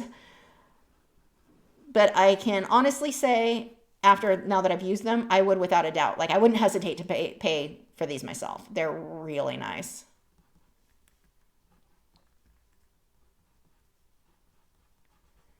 Definitely on my top pencil list. Like, these and my polychromos are like my And I would say the Derwent drawing as well on my must-haves. And I still like my luminance. I mean, I'll still use them, and I'm sure there will be a few colors I replace, but I have a feeling I'm not going to burn through my luminance as fast because I think these are going to be what I grab before luminance.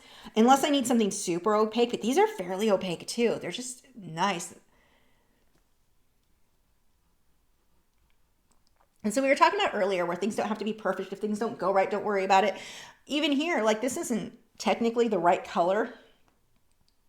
This should be more of a pinkish purple. It doesn't matter. The values. Is it dark enough? That's what's going to make the difference in the work.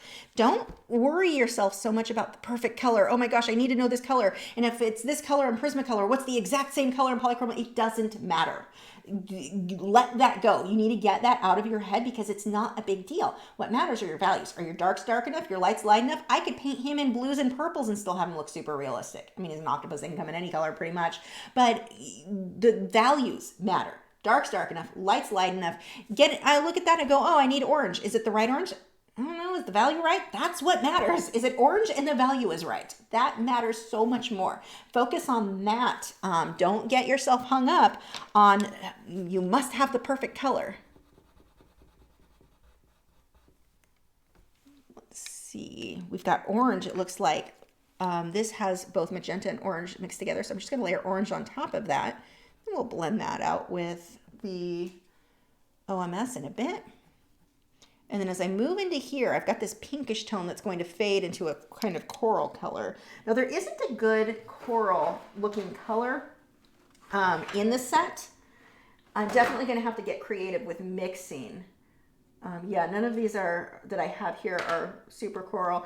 I'm super excited about this. They are going to be sending me more colors, and I have no idea what the additional colors are. I need to look that up on, well, I say I need to, but I'll probably just wait till they send them to me. But they are going to be sending additional colors. So, and I'm hoping they really do, they keep up with that. Please keep making more colors. I always wish pencil companies would do that. Like, keep coming up with new Lightfast colors for us. So far, they've done pretty good increasing the amount of pencils in the set. So like here, when I look at my reference photo, this is not that shade of orange, but it's okay. I know I'm going to layer colors on it until I make it the shade that I want. And actually, I have a deeper, is it here? And here. Okay, that turns into, I definitely don't have that color. That's kind of a brighter magenta. I don't think I've got anything really too close to that, but let's see. Well, maybe that would be the better pencil to do. So what I'm going to do, I want to see what this would look like. I need to try to get a magenta tone. So let's see what happens if I layer this and then put maybe some light blue. This is light ultramarine. I think that's actually going to give me what I need. And then white. I might need to blend that first with OMS and then put white. Let's see what happens if I blend those first. And actually, let's try that as well with this reddish color. So this is what I do when I'm like, I don't have the color I need. I want to mix. And this is where I talked about earlier. If you're struggling with color, pick 12 and make yourself work from that 12. Then you're going to do this. You're going to go through going, okay, I need a color that I don't have because it's not in this set. So what happens if I mix these together? Can I get close to it? And I'm going to play around with that. So let's blend some of those with OMS first and see what that looks like. I'm trying to come up with a kind of like magenta violet. It's pretty bright. And I do have similar colors in other pencils. So what I will do moving forward, this piece I'm trying to do just with the Derwent Lightfast. Because this is one that Derwent, I will let them share this on their Facebook profile. I'll make a separate edited video for them and let them use that as a promo thing for their products. But so I'm just using these. Okay, this is closer. So I eliminated the reddish tone. It's definitely going to be deep rose. So this is what I do. I'm going to keep testing, and this is super close. That just needs white on top of it. And I think those are going to be my colors.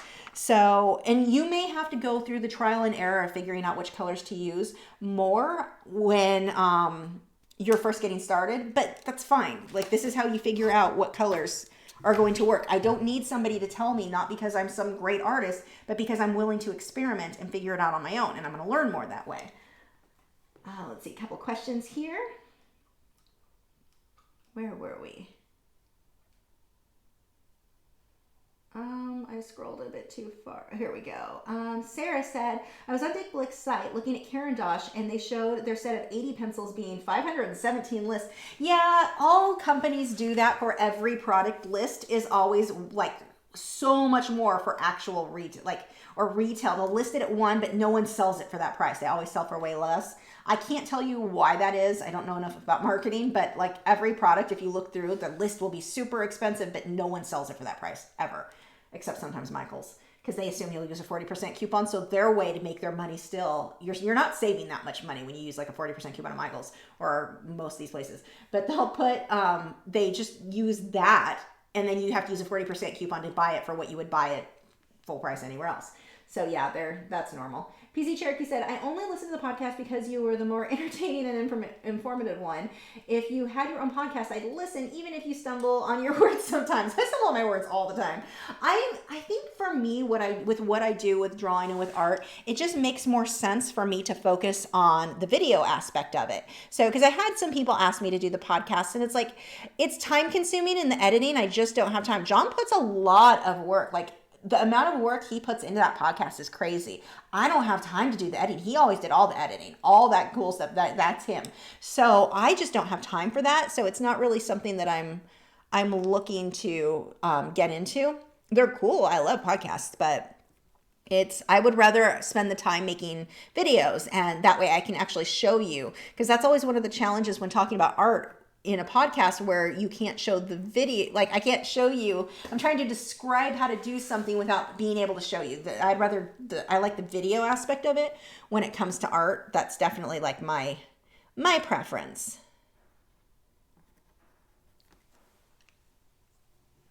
Horsewoman 2000 said, what do you use Lyra colored pencils for and how do they compare to others? You use them as anything else. I don't use them that often because I'm too lazy to get them out of the drawer, and I like my other ones a little bit better. They're good pencils though. I don't dislike them by any sense of the imagination. They blended really well. I was really impressed with that. A little bit harder, I think, for details. They didn't take as many layers because they had like a waxier kind of content. I haven't used them in years, so I'm just kind of trying to remember what it felt like. But you could use them like any pencil. I just don't use them myself because I have other ones that I liked a bit better. So, but they are good pencils. But like I said, they're for anything you want, really. Steve Anthony said, I can't wait to see the video on this. It's looking great. Happy birthday, by the way. Thank you. Kirsty said, was the same. I would listen to Lachri Fine Art ramble all day. And I can ramble. It's like my superpower. Horsewoman 2000 said, happy birthday, Lisa. Thanks for sharing your talent. Thank you. We'll do like maybe another 15 minutes and then I'll take the boys out. We'll call it. We'll see if I can get a little bit more of this done. Let's see what area this gets. I'm trying to see what I'm looking at here. Okay, so this is more orange. So let's fill those in. So see, a lot of this stage is trying to figure out what the heck all my lines are. And this is why I have people ask me to do line drawings for them for like whatever we do on Patreon. Two reasons I don't do that. One, I don't think it helps you to learn to draw better. I think tracing definitely helps you learn to draw better. But when you're tracing what I traced, that's not helping you to learn to draw. You're not looking at the photo. I want you to trace the photo and see what lines are helpful.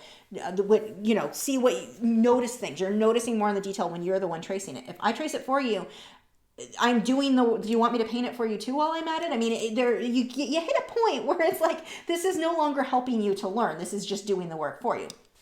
So that's why I don't provide those line drawings. But the other thing is, I don't even know what you're going to find useful. And here I'm looking at mine going, I think I put too many lines. This is just confusing me. You can definitely hit a point where, in my case, too many, someone else may think it's not enough. It just depends on what works for you. The only way you're going to find that out is for you to do the line drawing on your own. So those are the reasons why I'm not, are you falling out of your bed? Those are why I'm not, I don't do that for you.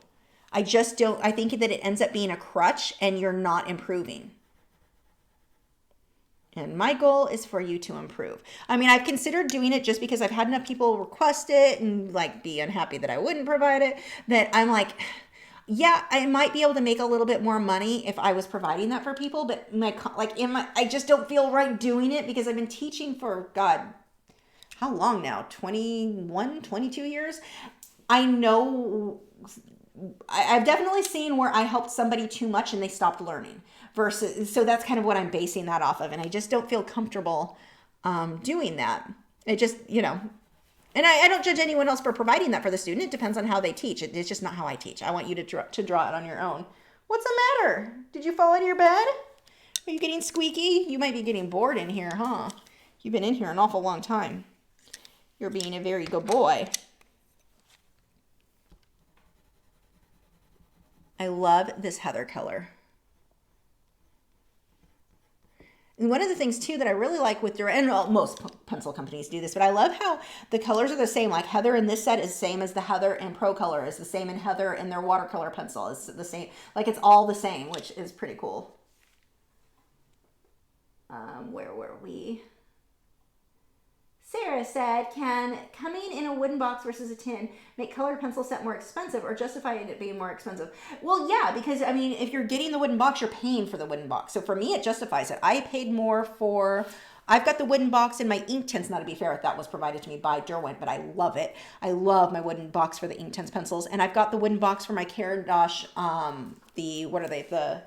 No licking on the, hey, we're classy here. Stop licking yourself. Wade. You can lick yourself later when no one's watching.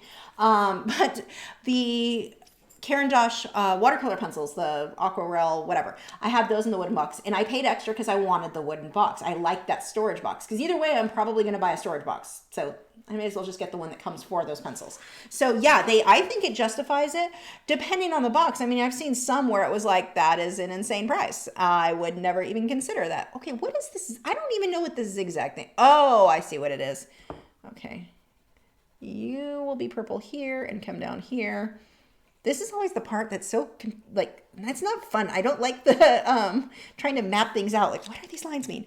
But yeah, I think it justifies it because those boxes are, I mean, you're getting like this woodworking type, like they're beautiful. The ones I have the, like I said, the one from Derwent, and then I have the Caran d'Ache one, and they're stunning. I like them. Do you need them? No. You don't need them. So if it's a matter of wanting to get the product but not wanting to spend the extra, don't get the tin. I mean, the box. The tin's fine. But I really do like those. Christy said, is this reference from Tidal Gardens? No, this one is from Pixabay. Where are we? There we go. Christy said, happy birthday, by the way. What did you get for your birthday? Thank you. I bought myself, it's coming tomorrow, I believe, or did that come today? I think it's tomorrow. It's a new wine glass that has a sea turtle on it. I've wanted it for a while, but it's $30, and I could not justify spending $30 on a glass. But I'm like, this is for my birthday. I'll do that. My mom gave me a gift certificate for my favorite plant nursery, and my mother-in-law gave me an Amazon gift certificate, so which I ordered some more solar lights for my backyard. I'm addicted to solar lights in the backyard. So I ordered those.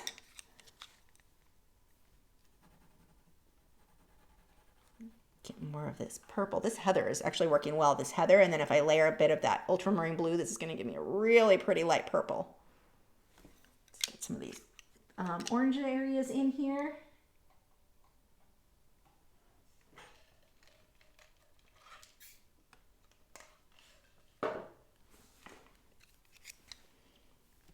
And so none of this is like, this is starting to get the detail, but over here, this is just, it's kind of like something like a child would do. Like it's just super loose. It's not detailed. I've got to come back through and do all the shading. The thing you don't want to just look at it and go, color's in, it's good enough, it's done. No, when the color's in, that's your base layer. You still have all the work to do after that. And I think that's one of the biggest things that will make a difference in somebody's work, moving somebody's work from being okay, I mean, it looks like crayon kind of, but it's okay, into, wow, that looks like a photograph. How many layers did you do? People have a tendency, they'll get about a quarter of the way through. Yes, there's color on everything, but it's not done. It's only about what I would consider a quarter of the way done. Keep layering, keep adding to it, and that will move you. That's usually one of the biggest things that will take your work from being, man, it's okay, into, wow, that looks like a photograph, assuming that's your goal. Spend more time on it and keep layering. Don't, just because there's color on it, it doesn't mean that it's done. Uh-oh, someone's getting bored. What are you doing? Oh, big stretch.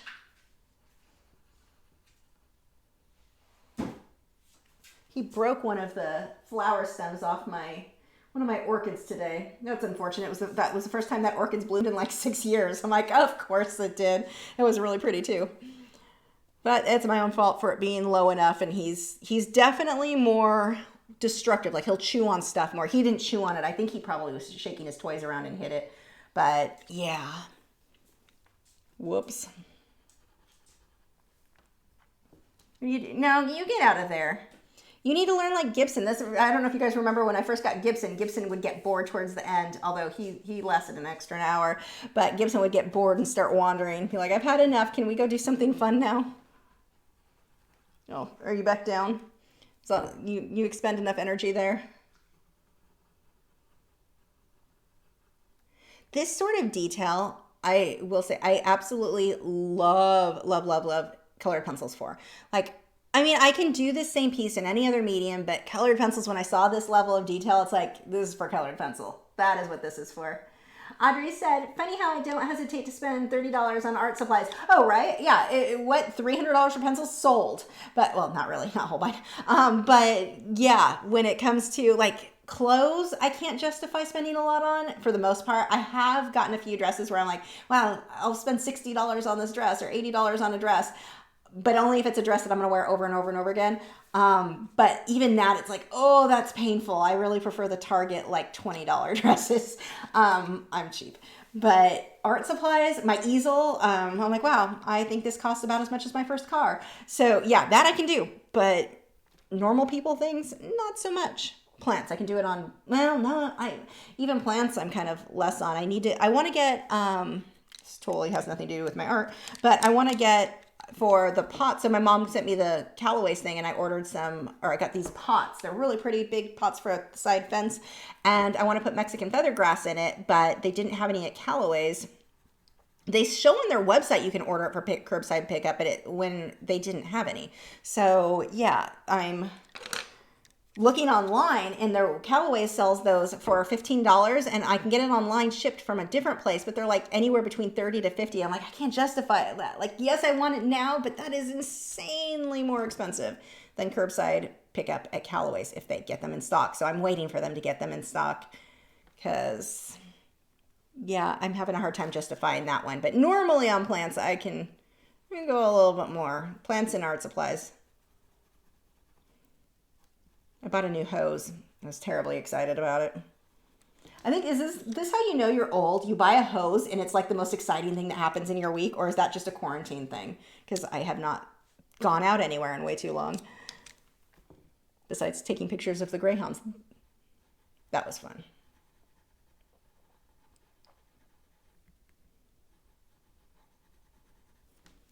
Man, I will continuously build up. Like, this area is going to be a lot darker. This will be a lot darker. This in between will get darker. So I'm going to keep working on a lot of this. Like, once the detail is in there, what it comes down to into making this more realistic is working on those values, getting my darks darker, my lights lighter, continuously adjusting for that. That's really what's going to make the biggest difference on this, because it's like, I've got orange where orange goes. That doesn't mean it's done. Is it the right value? So that's where we keep fussing on details. Let's see. Shelly said, happy birthday, Lisa. It's been super fun tonight, and I always learn so much from you. Have a great week, everyone. Thanks, Shelly.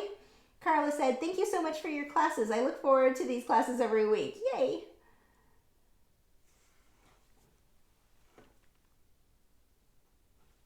Courtney's laughing at my excitement about a hose.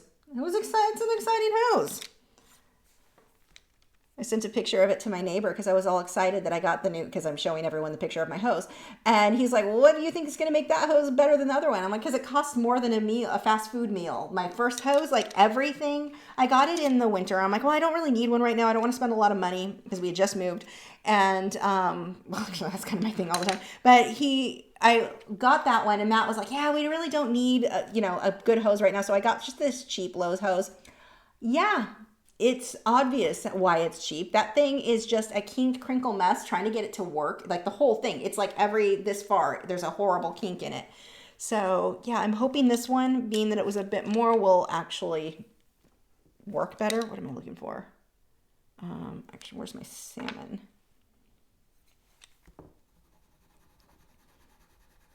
Mostly good reviews. I don't know. It may also end up leaking horribly, so we'll see. It said it had a 10-year guarantee, though. Keep my receipt.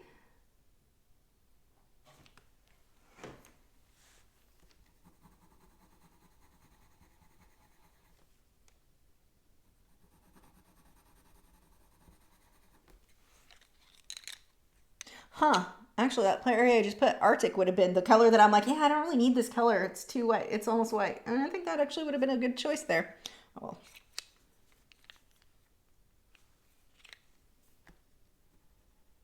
Okay, I think this is about as far as we'll get tonight. So we're at 10:45. So we're pretty good. Thank you guys so much for joining. If you haven't already, if you can hit the like button, share the video if you know anyone who likes art, or share any of my videos. That's probably one of the biggest things you can do to help me and help my channel, because our videos here on YouTube doesn't really share things so much anymore. They used to do it better, and now there's certain, like, unless you're making drama videos, it's hard to get them shared. That's not all that gets shared, but it definitely makes it, like, those tend to perform better. So if you can share the content with, if you're in an art group or somebody you think would be interested in the video, it really makes a difference for me. Definitely helps out. But yeah, we're good. No, boys are both asleep. See, he seems to be calmer sooner than Gibson was. Gibson, it took a little bit longer to realize, no, just lay down and be calm. Gibson, when he first got here, was like, I'm bored now. Let's go do something. So yeah, Wade is calmer with that. More destructive though. Gail said, is this recorded or a record number of viewers? Yeah, I think it is. I think this was the highest I've had for a live stream. That's why I was like, well, heck, if everyone's still here, we'll do a little bit longer. Shannon said, this has become almost the only social contact I've in a week with the stay-at-home order. Being a normal artist, this is perfect. Don't have to deal with many people. Yeah, this has not been a huge challenge for sure for a lot of us who are used to being home all the time. Sneak said, thank you for all the information. You're welcome. Thank you for joining. I'm not sure. My goal is that this will be done this week, but I'm also not going to rush it and ruin it if I can't get it done. I'm just hopefully going to spend a whole lot of time at the easel this week. I know next week we'll have at least one paint along with acrylics. I'm not sure what it will be, but something that we'll finish, we'll, start to finish like we did for the landscape and the galaxy. I'm tired. I'm very tired. We'll be doing hopefully, my goal is 2 live streams next week that are both paint alongs. At least one will be a paint along. Hopefully there will be 2 live streams though. One will be the normal time on Wednesday. The other one, my goal is for that to be Friday during the day. We'll see how that goes. I don't know. Something may come up and I may have to adjust things, but I'll keep you up to date. If you're not already signed up, sign up for my email newsletter. There should be a link in the description. That's the easiest way to make sure you're getting my updates and stuff. I will also post it over on Facebook and Instagram and all of that eventually. But yeah, thank you again, guys, so much for joining. And I will see you guys, well, definitely Wednesday, if not sooner. I still need to try the Facebook Live. I did a test the other day. It worked. Now I need to actually make one. But thank you. I'll see you guys later.